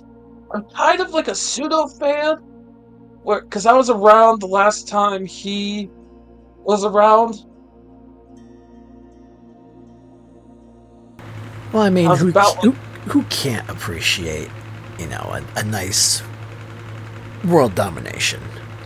I think we can agree that that's something to appreciate and certainly to be admired, but the way he rules is definitely... I don't know if you'd consider it a hindrance, but to me, it is a huge hindrance. It's beyond a huge hindrance for us, because a lot of what we do as devils would have to go through him first. We would need permission to make our contracts, and he would need final say. That's not how we roll. I don't need to go to Asmodeus and get permission to make a contract. Well, I'm glad to hear you're not a fan. Fan, but would prefer him not to be in existence. Or not to be in charge. Well, He if everything... godhood, we're fucked. Well, if everything goes well, even if he should return, his power will be greatly diminished, and he will be quickly vanquished once again. Do you happen to know how many chains are left? Only one. As soon as you say that, his eyes go wide, and he goes, and we better make sure that that chain stays on as long as possible. Indeed.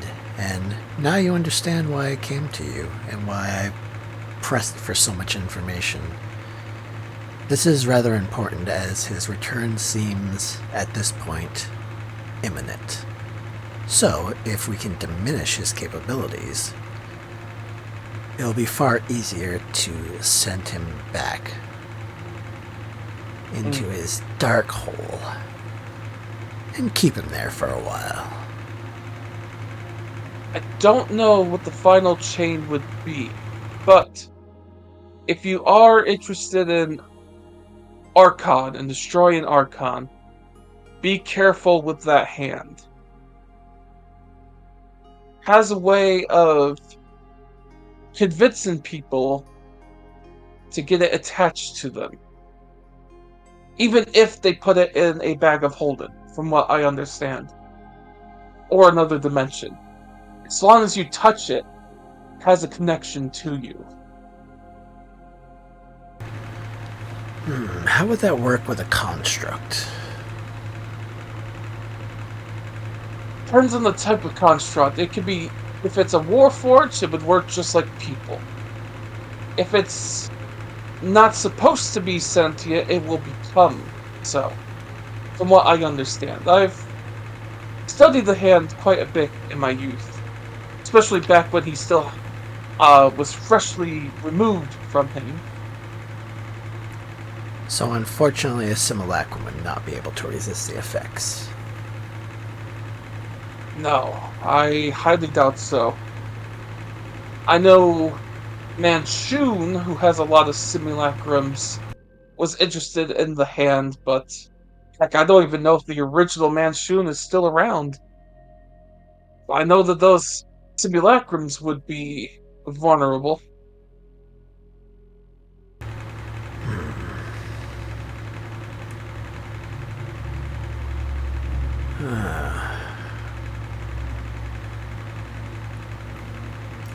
It's Silverhand, right?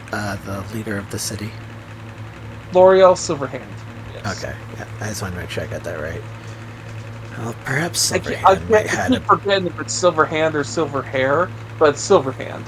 She has silver hair, but her name's Silverhand. perhaps Silverhand might have a little more information when it comes to the Hand of the Whispered One and how to handle it. But that is good information to know going in. Wouldn't be any good to us if we get it in our possession and someone simply just decides to attach it to themselves. That's not the point of getting it away.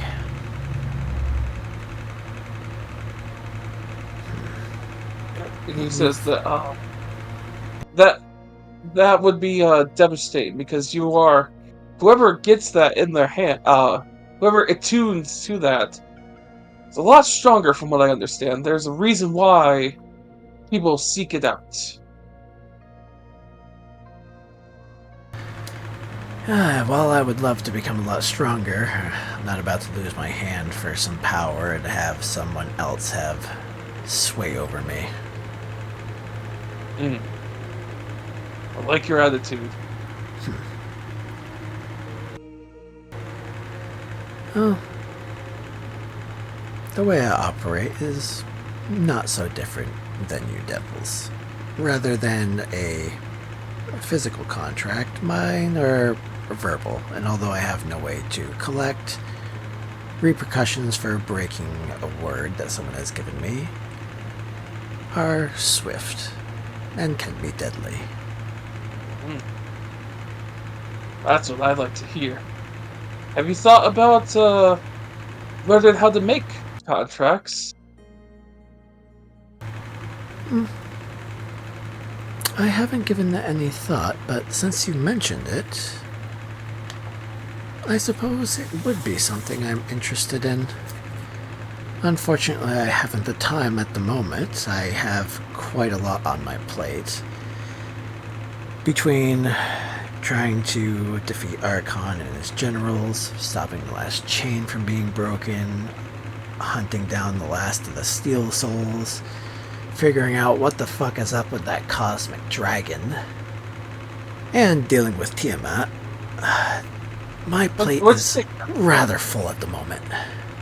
What'd you say, Cosmic Dragon? He goes, yeah, what the hell was up with that? I'm not sure. I was outside during the attack and I saw that thing. I've never seen anything like it.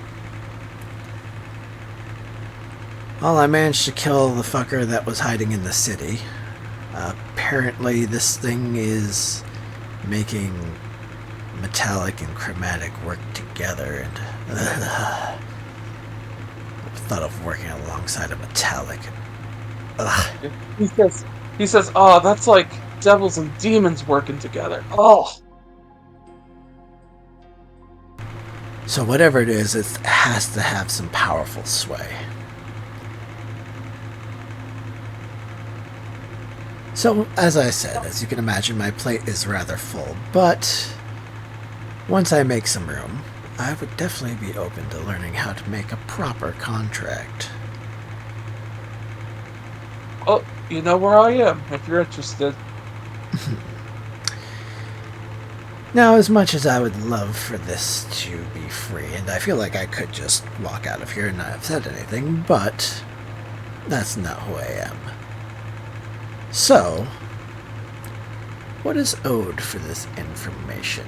We never came to any agreement before we spoke, but I feel like I should owe you something, at least within reason. Well, I was gonna say technically because you, so to say, mopped the floor with me, this would be free and clear. But if you insist, as soon as you learn information on the Cosmic Dragon, I want to know. Info for info. Even though I am a detective, I can be and have been an information broker in the past. So if you could find out anything about that dragon, I would be most grateful. That sounds like a fair trade to me. No objections. And he will reach out his hand for a handshake, even though it's not a contract to... I don't know if he's gotten a sense of this or not, but to him, his word is binding.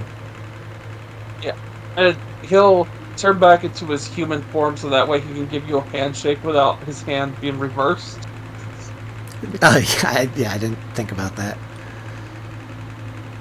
So, shake the hand of, his human form. Yep. Seems we have a And deal. that's I appreciate your time, and I'll let you get to your client. You get a lot of pretty ladies coming in here. You are one lucky devil. he like acknowledges that. You should have saw the batch of people last week. Oh, I can only imagine. He'll give him a little wink. Until we meet again, my new friend. Indeed, and he smiles to that. And if you As didn't you go catch, back, I was gonna say as he's walking up, and if you didn't catch my name, I am Talon of the Umber Clan. And with that, he will leave. In case he didn't know who he was, which is possible, Right. but being a detective, it's also very possible that he knows at least Talon by name. Because you said he had heard of him, so it is possible, but just in case. and as you head up, you see there's that high elf woman there. Now that you get a good look at her, you can tell she's a sorcerer. You also see a halfling man who kind of looks like he's like a paladin, and they're both sitting there waiting for the detective. As you come up, they think you're the detective at first, and like, oh, sorry. And then the detective comes up behind them, and he goes, "Ah, what a lovely couple! Come now." He'll just, since they hold look at him hands. though, he'll kind of give him, give them like a little nod, like, "Sir, ma'am, pleasant day Yeah. to you." The 7-foot tall high elf woman and this like 2-foot tall gnome holding hands, walking to the detective. I would usually not one to watch, but I would love to see how the hell that works. He just, he thinks to himself as he walks out. Yeah. And with that, he will teleport. Well, actually, no, he's not going to teleport to Gemma's. He will see if Silverhand is available. As you send out a message to Silverhand, she says, "You can arrive. She's currently training right now, but she'll meet with you." Oh, don't let me interrupt your session, by all means, please. I'll stop by, but do show me where she is training. And with that, teleport right to the main chambers. And Like as I you get do. there, you see the guards surround you, but then they all like stop and they go, "Oh, you're here for the open lord." Yes, and then a couple of guards bring you to the training quarters, which is like in like an open part of the castle. There's this huge field, and you see L'Oreal in like full armor, like that type of armor, as she's not using any magic, as she is battling. And you see these are statues that she's fighting against. And she's just destroying them. And some of the statues themselves are actually casting magic, and she's using the shield to block it. And you can tell that this place has been set up to be like an intense battlefield with like no safety. So some of these statues that she's fighting have hit her, and she does have like a scratch. But she's looked like she's doing really, really well. And you can see Vajra, the Black Staff. She is using the staff, and you can tell she's in control of these statues. But after some time passes, she manages to defeat all the statues. And then you hear Vajra say, "Well, looks like you haven't missed a step." And then L'Oreal says, "Yeah, but that was only level 17. I want the level 20 challenge." And then Vajra says, "Get there. I just want to make sure that you can handle it." And then that's when L'Oreal sees you. She says, "Ah, Talon, what is it?" And she like sheaves her sword. Well, I would hate to interrupt your training, so why don't we get in a little bit before we get into discussions? He'll draw his great swords. I mean, they were a nice warm-up, but wouldn't you like to try your mettle against an actual opponent? Ah, you want to fight her? Nice. At least, I was like, what? yeah, at least a sparring session. Why not? Oh, I love it. He knows she's really strong. Yeah. Oh, I love it. Okay. She nods. You see Vajra is like, oh crap. Alright, roll initiative. I'm gonna write this down. Okay.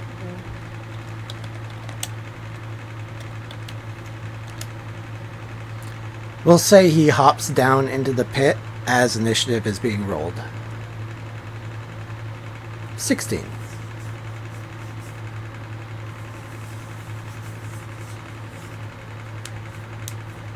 Got a feeling she's probably gonna go first. Oh yeah. She got like a 28. Okay. Let's see. I gotta double check a few things. Oh yeah, I got the book right here. Oh, let me pull up your stats.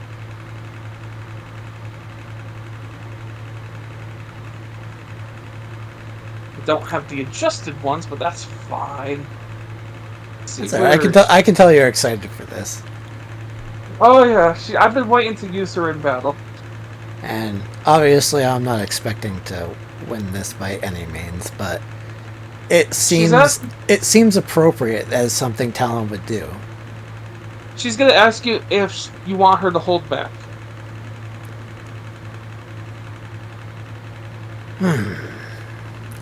Well, what would the fun in that be for you? I mean, just try not to kill me completely. As soon as you say that, the Black Staff comes up to you, and she hands you a ring, and she says, "You might want to wear this." Yeah, very well. He'll put it on. He does have a way to cheat death if for some reason he is, like, dropped. I mean, she'd have to do a lot of fucking damage to kill him outright in a single strike, but I suppose it's possible. I don't think she'll be able to do that with a single strike, but He's not the easiest to hit. I know she's got an insane to hit, probably, but we'll see how this goes. right, this is gonna be fun. All right, so she's gonna go first. I'm gonna have her roll. You see that the sword that she's using, this silver sword, you see glow of runes on it. Let's see, where is her to hit?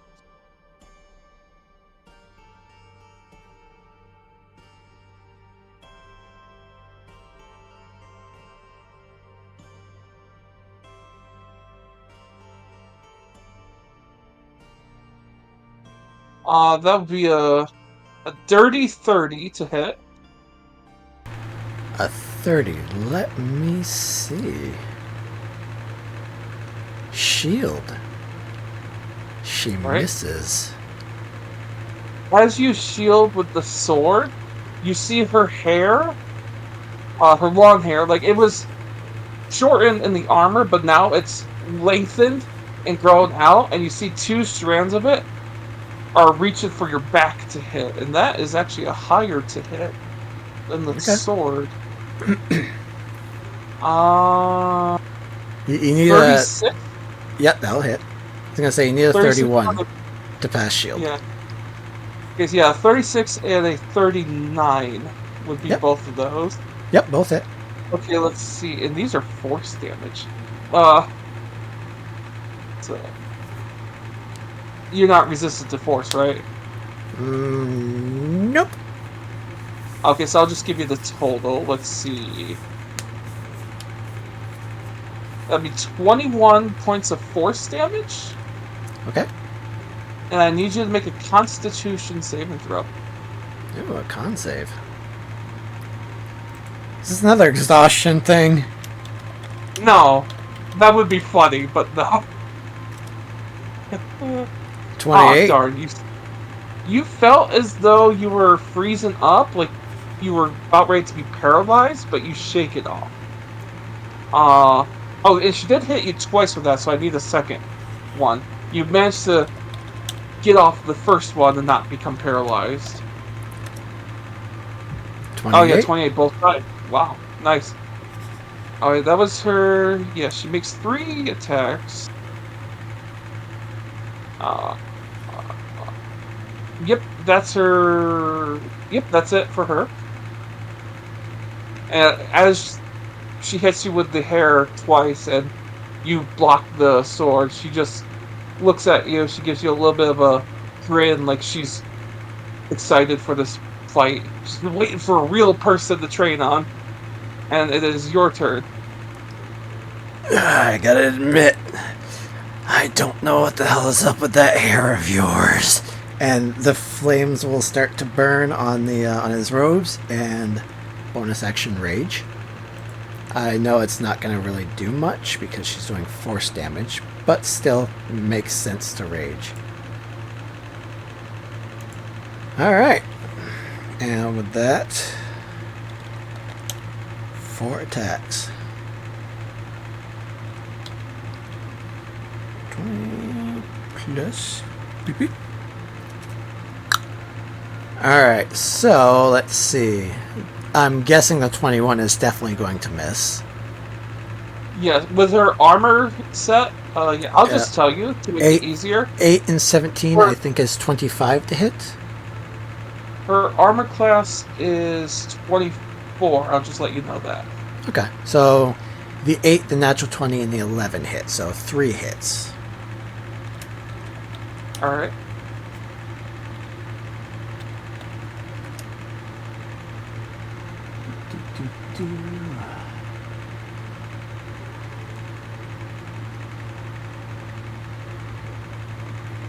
Plus 39. No, not 93, 39. Says a total of 60 points of slashing damage. Nice.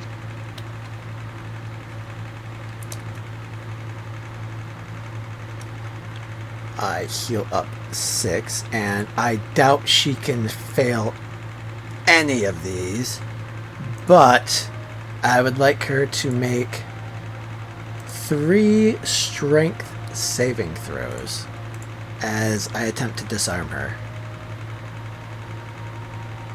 DC on them is 20. Oh, I was about to say 21. Yep, that passes. Another 21 and That passes. a 20. That still passes. Yep. She met it, so she succeeds. But she takes an additional 15 damage. Nice. And does he want to unleash? Feeling that hair. You can tell that the damage you've done to her is barely anything. Like, she's I not figured as resistant much. to it. Hey, you know what? Fuck it. He's gonna unleash. You might as well. Because if I fail a Constitution saving throw, I got a feeling I'm fucked. So he might as well give her everything he's got.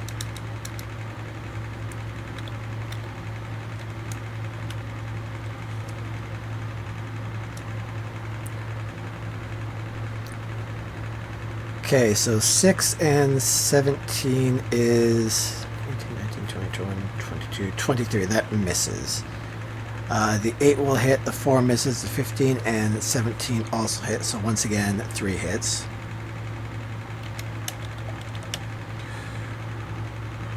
Six plus. And 2 more strength saves, if you would not mind. Alright, let's see if she can make these. 20 and... Oh, she finally rolled high with a 29.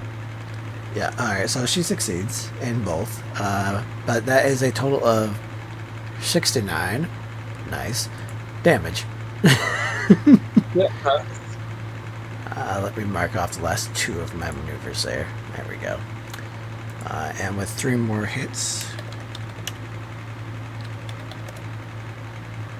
So whatever damage she has done, she notices that with each strike of the Crimson Blade, he's slowly recovering. But that is it for his turn.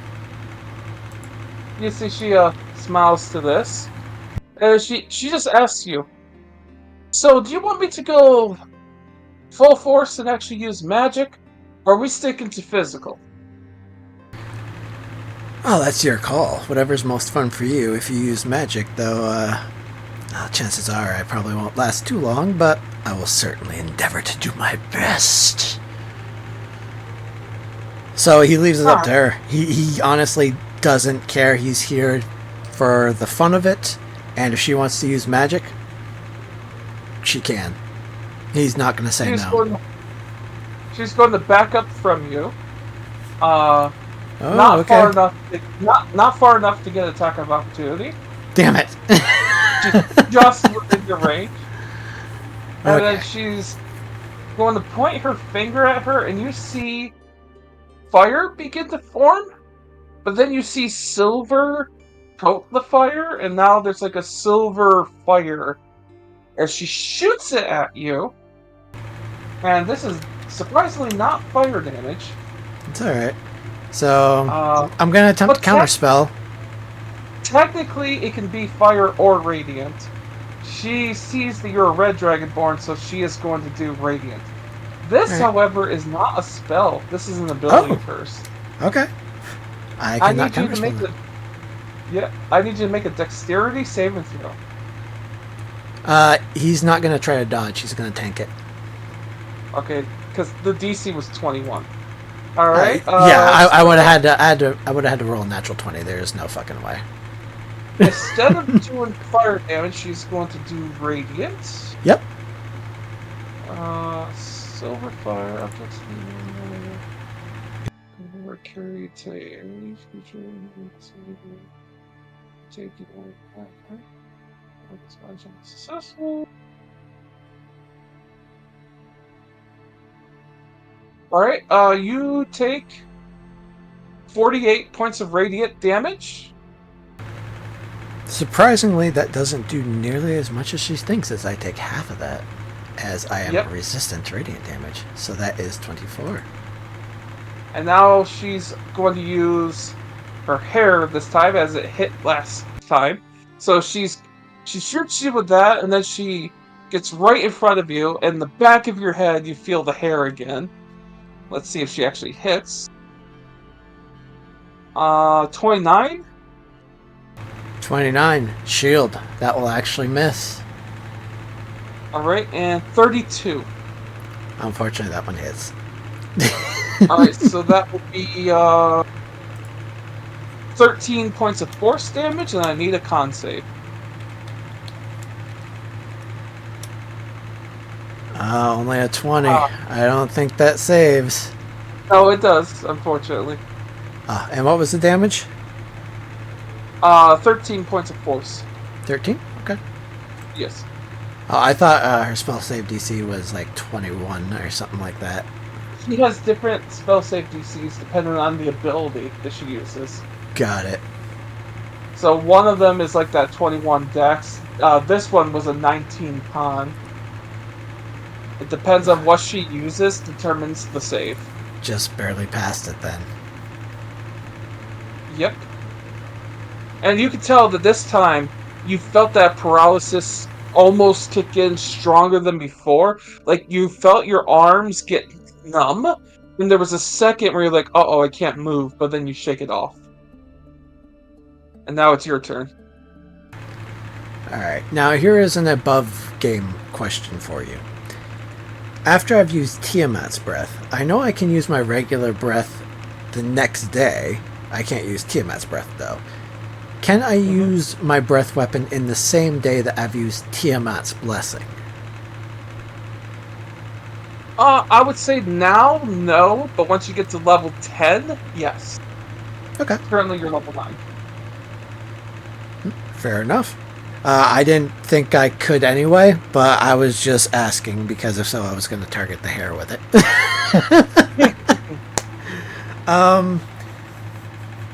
Can I see like the strands of hair that are attacking me, or is it all of her hair? Yeah, it's essentially like a little bit here, a little bit there. She like her hair is kind of picture like a Medusa style, like where the snake heads are attacking you. She's kind of has her long hair separated like that for now to strike at you. Okay. So you do see it, but she's been attacking you from behind. So she's been leaning forward and having the hair go behind you. So that way you don't actually see the strand because her face blocks your view. But you can also tell that her hair could probably hit you within 15 feet. Because it looks like the hair could stretch longer than it actually is. Like when she was in battle, her hair was short. Yeah, But then now she it's much lengthened longer. it for the... Yep. Yeah. And it also looks like legit silver. Like actual silver strands. Not sure if this is gonna work, and apologies in advance if it does. With blinding speed, because she's probably faster, but he has fucking, what is it? 40, 80, double that. No, it would be 80 plus 45. What is 45 plus 81? Oh, it's 125? Yeah, 125. Okay, so double 125 is 250. 250. So he has 250 feet of movement in 6 seconds. So Nice. I don't know how fast she is, but it is with blinding speed that maybe she didn't expect, that he whips behind her and he's going to take 5 strikes at her hair. Nice. I'll say that she in this form she's not that fast. She usually uses magic to get faster. But I will say that your speed was so quick. There's this brief moment where she didn't notice, but as soon as you get off that first hit, she will definitely notice. But you're focusing on the hair, you said? Yep. Nice. So the 15, the 16 will hit. Will a 17 plus 7 is 24, I think? 24 just hits. Yeah, it's 24. Alright, so again, 3 hits out of the 5.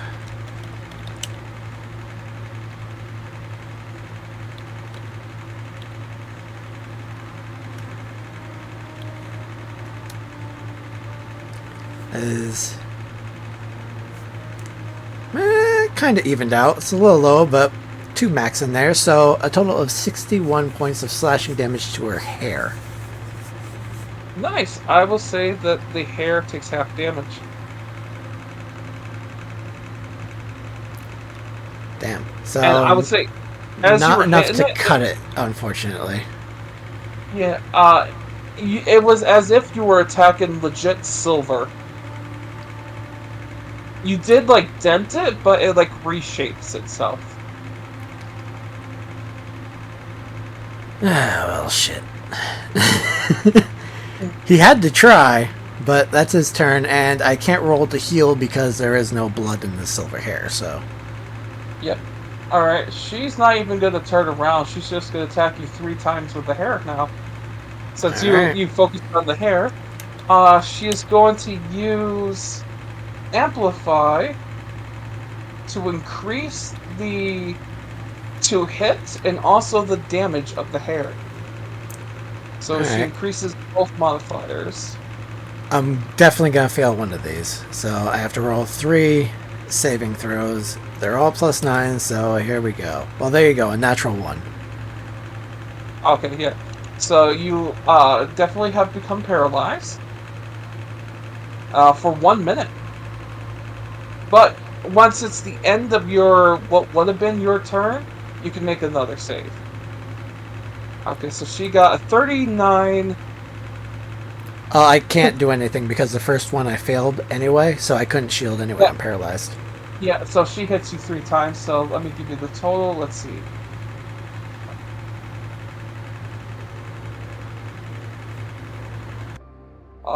41 points of force damage, and you are paralyzed. Yep. And currently bloodied. Oh, you're bloodied. Okay, that's good to know.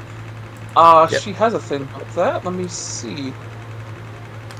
71 out of 55, I believe, is bloodied. 155 divided by 2. Yep, I have to drop below 77, so I am currently bloodied. What was her thing I gave her about bloodied people? Ah, here it is. Bloodied. Okay, it was just a simple thing. So now she has advantage on you because you're bloodied. But it's your turn. You're paralyzed. Mm-hmm. That's the end of your turn. Now you can try to make a dex save.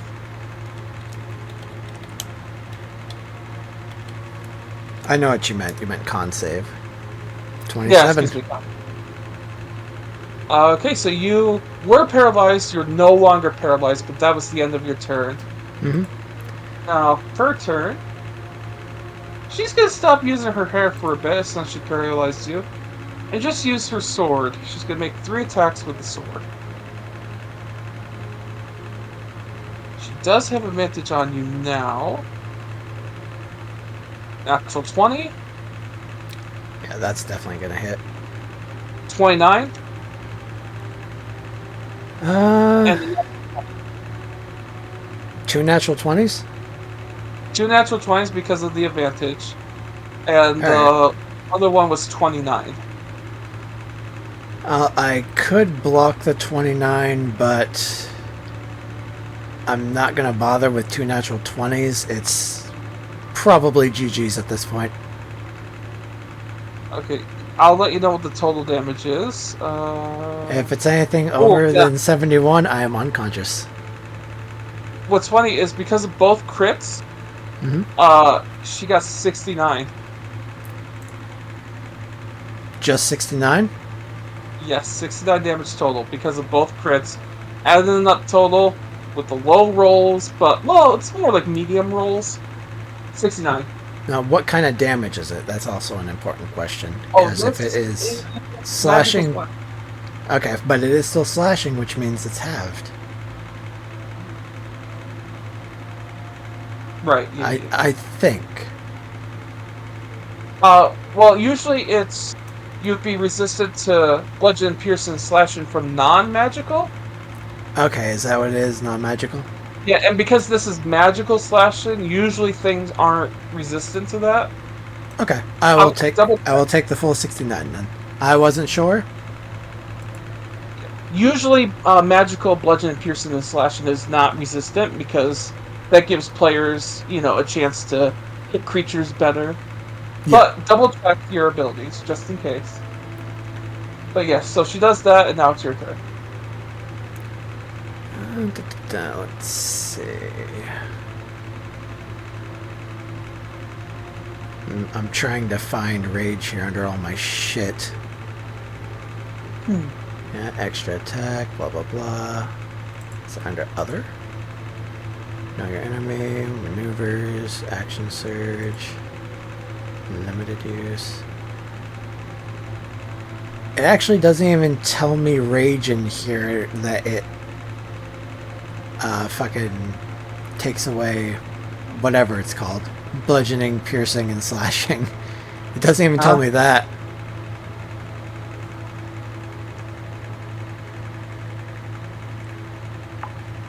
Alright, so he is hurting with 2 hit points. Yeah. But he knows he's gonna go down, but he ain't going back down. One last hurrah.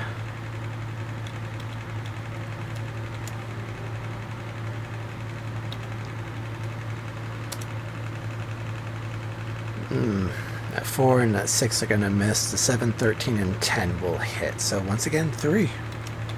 Yep. It would have been funny if you got all nat ones. Like, final hurrah! And I kill myself with all these nat ones. So a total of 60 points of slashing damage, and I'll roll this just for the fun of it. And it drinks up her fucking blood like crazy as I heal 10 points. I'm at 12 now. There is no stopping me. You've done a grand total of 235 damage, just so you know.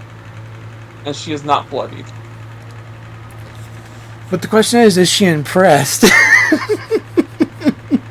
It's her turn. My turn is over. Yeah. You see, she smiles and she goes, I'll make this easy on you. She's just gonna cast Magic Missile. Because that's a guaranteed hit. It would be. Shield. They don't hit me. Shield automatically cancels magic missile out. Ah. So you do that. I don't even need to pick what level it was. And she it smiles. Doesn't matter how high of a level she cast it. Yeah. She smiles at that. She does get 2 attacks. After that. You see, she smiles and she goes, oh, I guess I'll use my hair again. Coward. He's just going to get out that last word, coward, and see if she comes at him with the sword, because he knows he has a better chance against the sword than he does her hair. What's interesting is I rolled a 26 and a nat 20. So I assume the 26 is going to miss. Yep, but the natural 20 will hit. Yep. And that will be 24 points of force damage. And with that, he goes unconscious. As you go unconscious, there's a brief moment where you're thinking to yourself, wait, is this it? Well, I mean, it's not like dead, but... Right. Would you allow me... This is not an ability I have. Would you allow me a Constitution saving throw, regardless what the DC may be, you decide it, to try to remain conscious? Sure. That can be fun. For the sake of this, sure.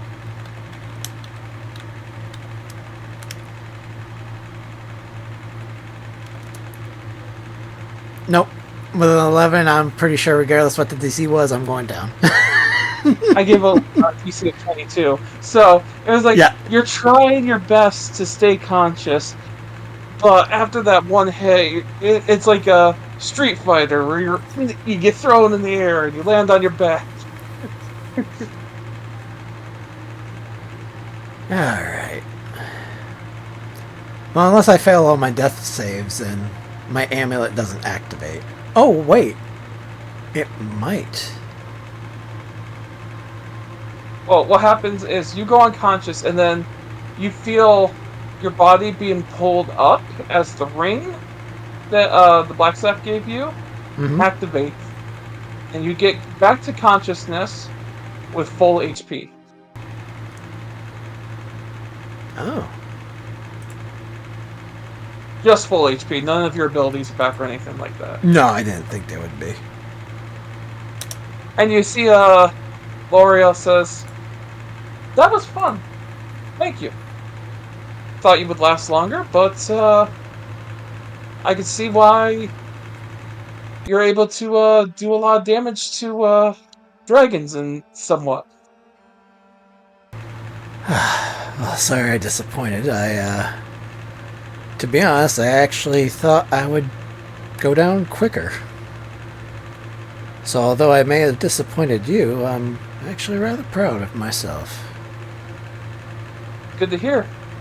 Now, if this was before the spell plague, yeah, I would have taken you down one hit, but unfortunately, I'm not as strong as I used to be because of the spell plague. But I appreciate how long you were able to last. Usually, I drop people within a round or two. Oh, good to know I'm cut above what you're used to going up against. He'll sheath his blades. Do you want to know how many hit points she had? Sure, I'm gonna guess at least 400 more to go through. So, you did like 200 some odd damage to her. She had 1,000 hit points. Okay, so way above that. Yep. She's very, very hard to beat. That's why she's in charge here. It's like, usually when you see her, there's guards surrounding her.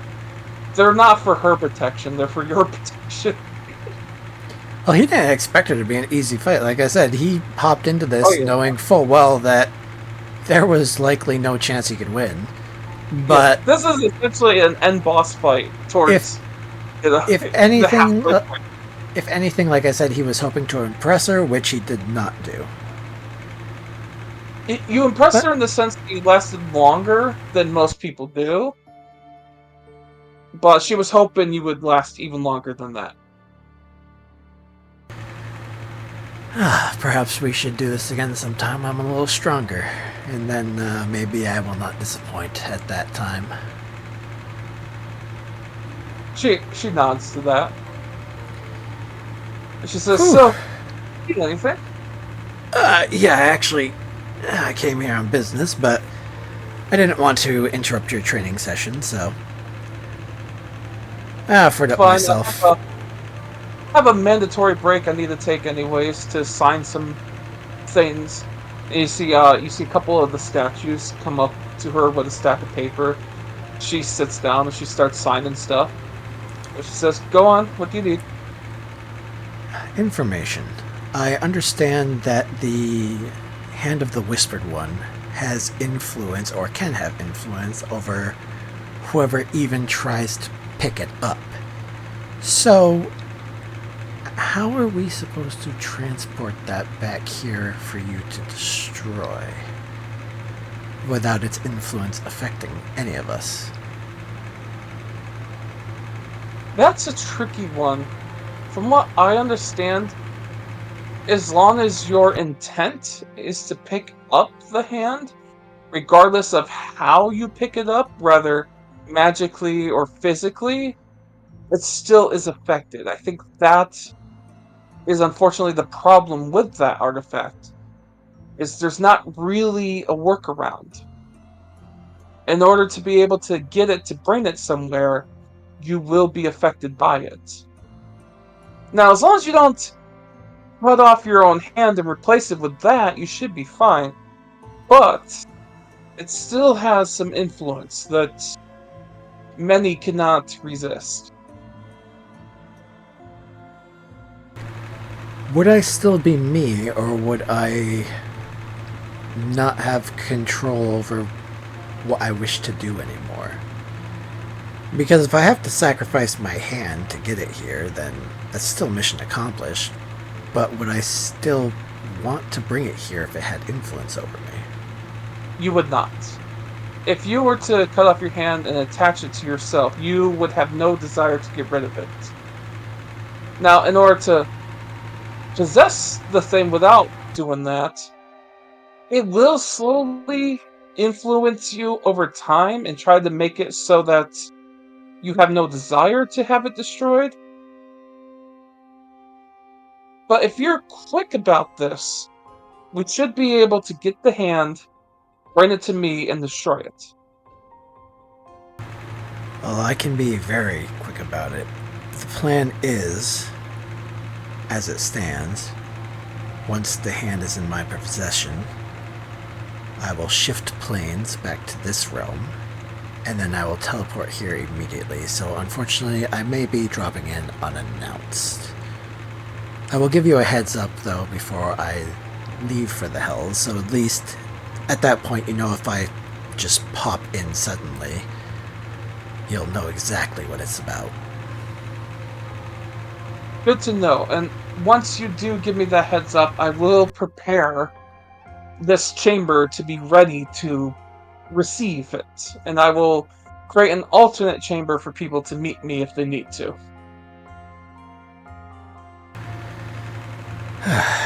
Well, it seems there's no way around this, but I will try to, I don't know, maybe Gemma can whip up something that would help me resist certain temptations, or there's got to be something to that effect that will give me a greater chance at being able to transport the hand.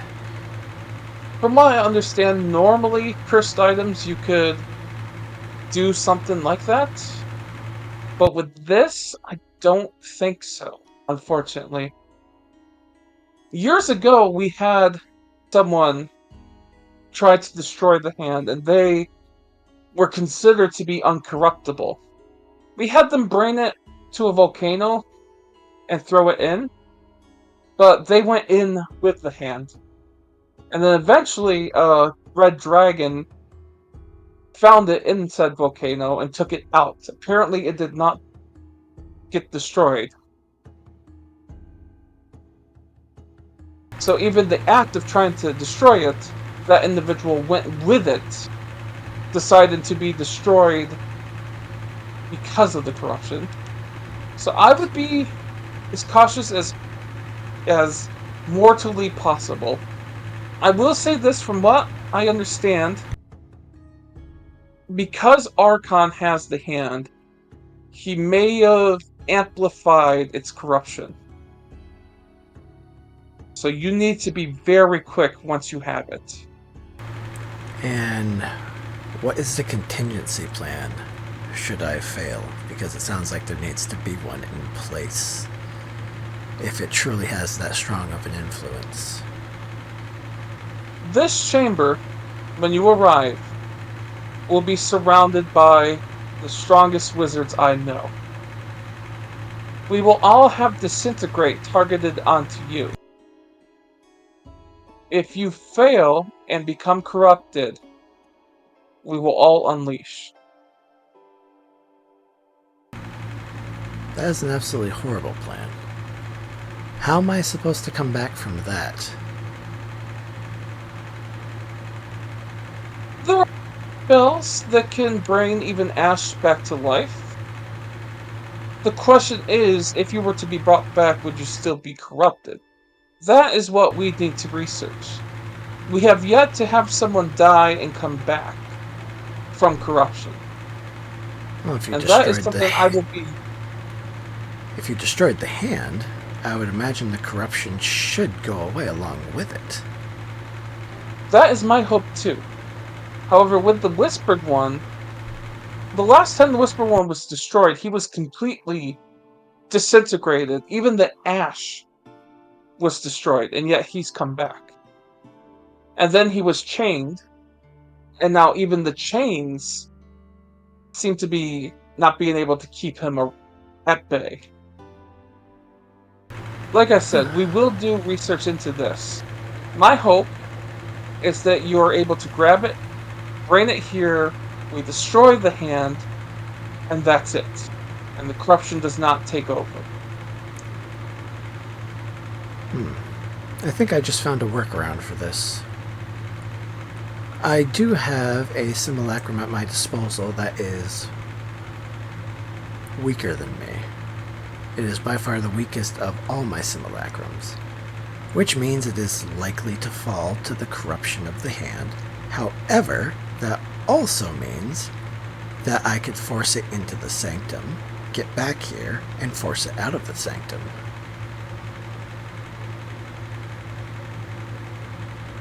That could work, and if we need to destroy it, we could. And that way you would stay intact. I have far too many plans to be destroyed. As much as many would like that, I have no intention of dying. Make a Constitution saving. Excuse me, no. Wisdom saving throw real quick. It's not my worst stat, but it's still pretty bad.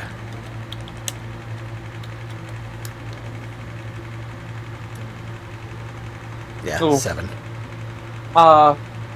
As you're saying this, your vision briefly goes black. You have a vision of being destroyed and killed as you are about ready to achieve your goal. And you see Vecna looming over your body, taking everything that you own, marrying Gemma and forcing her to love him. You see that he takes over the kids that you've recently adopted and turns them into monsters. And then you see the hand of Vecna. And it says to you in your mind, if you attach me, none of this will happen. You will not lose what you have wished for. You will instead be able to dominate, destroy Vecna, and gain everything you wish.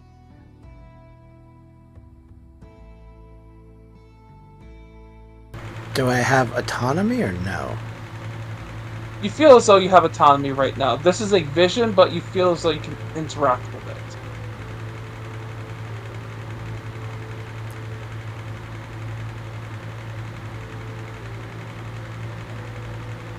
Alright, so what does he see? Is it just... Right now, is it just the hand? It's just the hand, and you're in a field, like a void. And you see the hand talking to you. If you look up, you see the images of all the things that it was showing you. And the hand just simply tells you that all of this does not need to happen. If you touch the hand, you will get everything you wanted.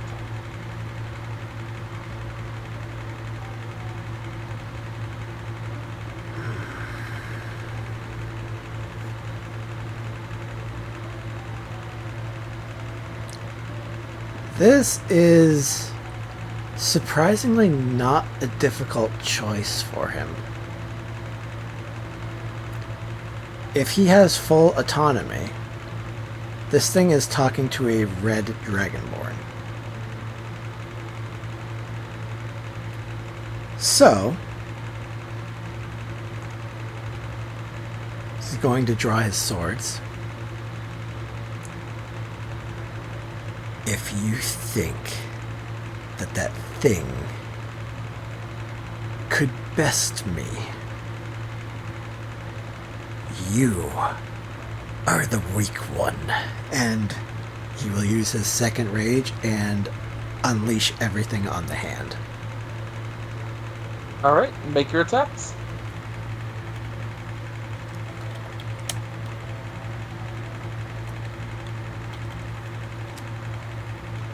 I don't have Sebastian hasn't improved yet, has he?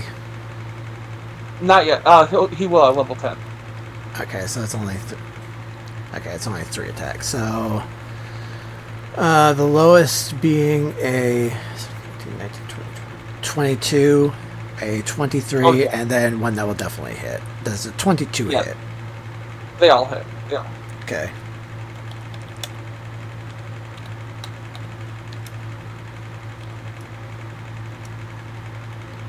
That is 63 points of slashing damage with the Crimson Blade of Torm. The hand you see splits in three pieces, and then you see the face of Vecna and just says, "Fool." And then you see a vision of the alchemy school surrounded by robed figures. And then your vision goes back to normal, and you see that you're staring at your hand. And you notice that L'Oreal sees you stare at your hand. She says, "Are you okay?"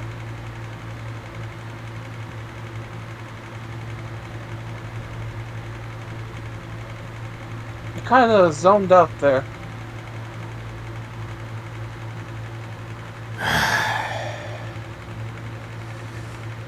He will burn.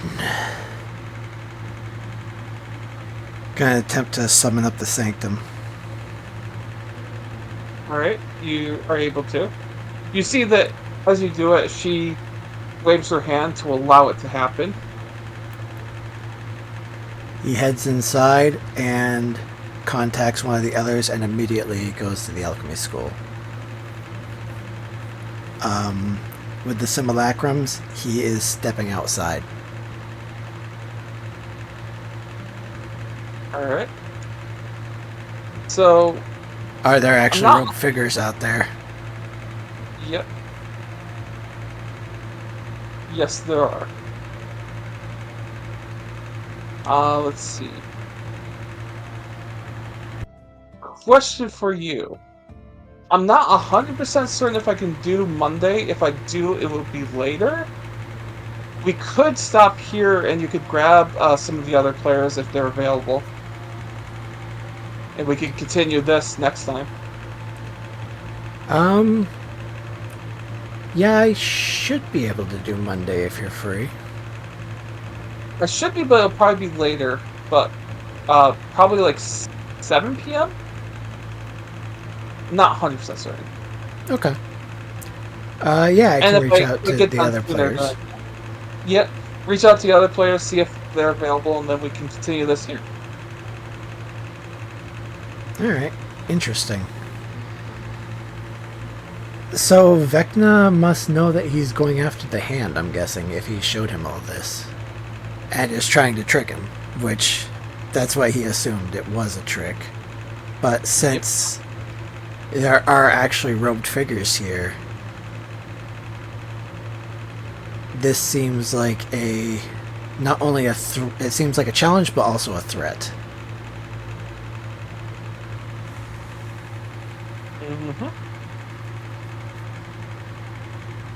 Alright, the one thing that he will do before going outside is one of the Sims will find Gemma and get her in the sanctum.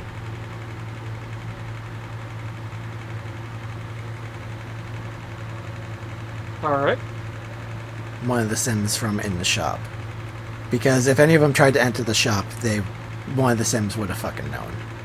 There's no way any of them would have gotten in the shop without the Sims knowing. Correct. So she might not know what's going on, but just says, no time, get in. And with that, if she is looking out the window, she will see all these robed figures as the Sim steps out and joins the rest, getting ready to defend the school.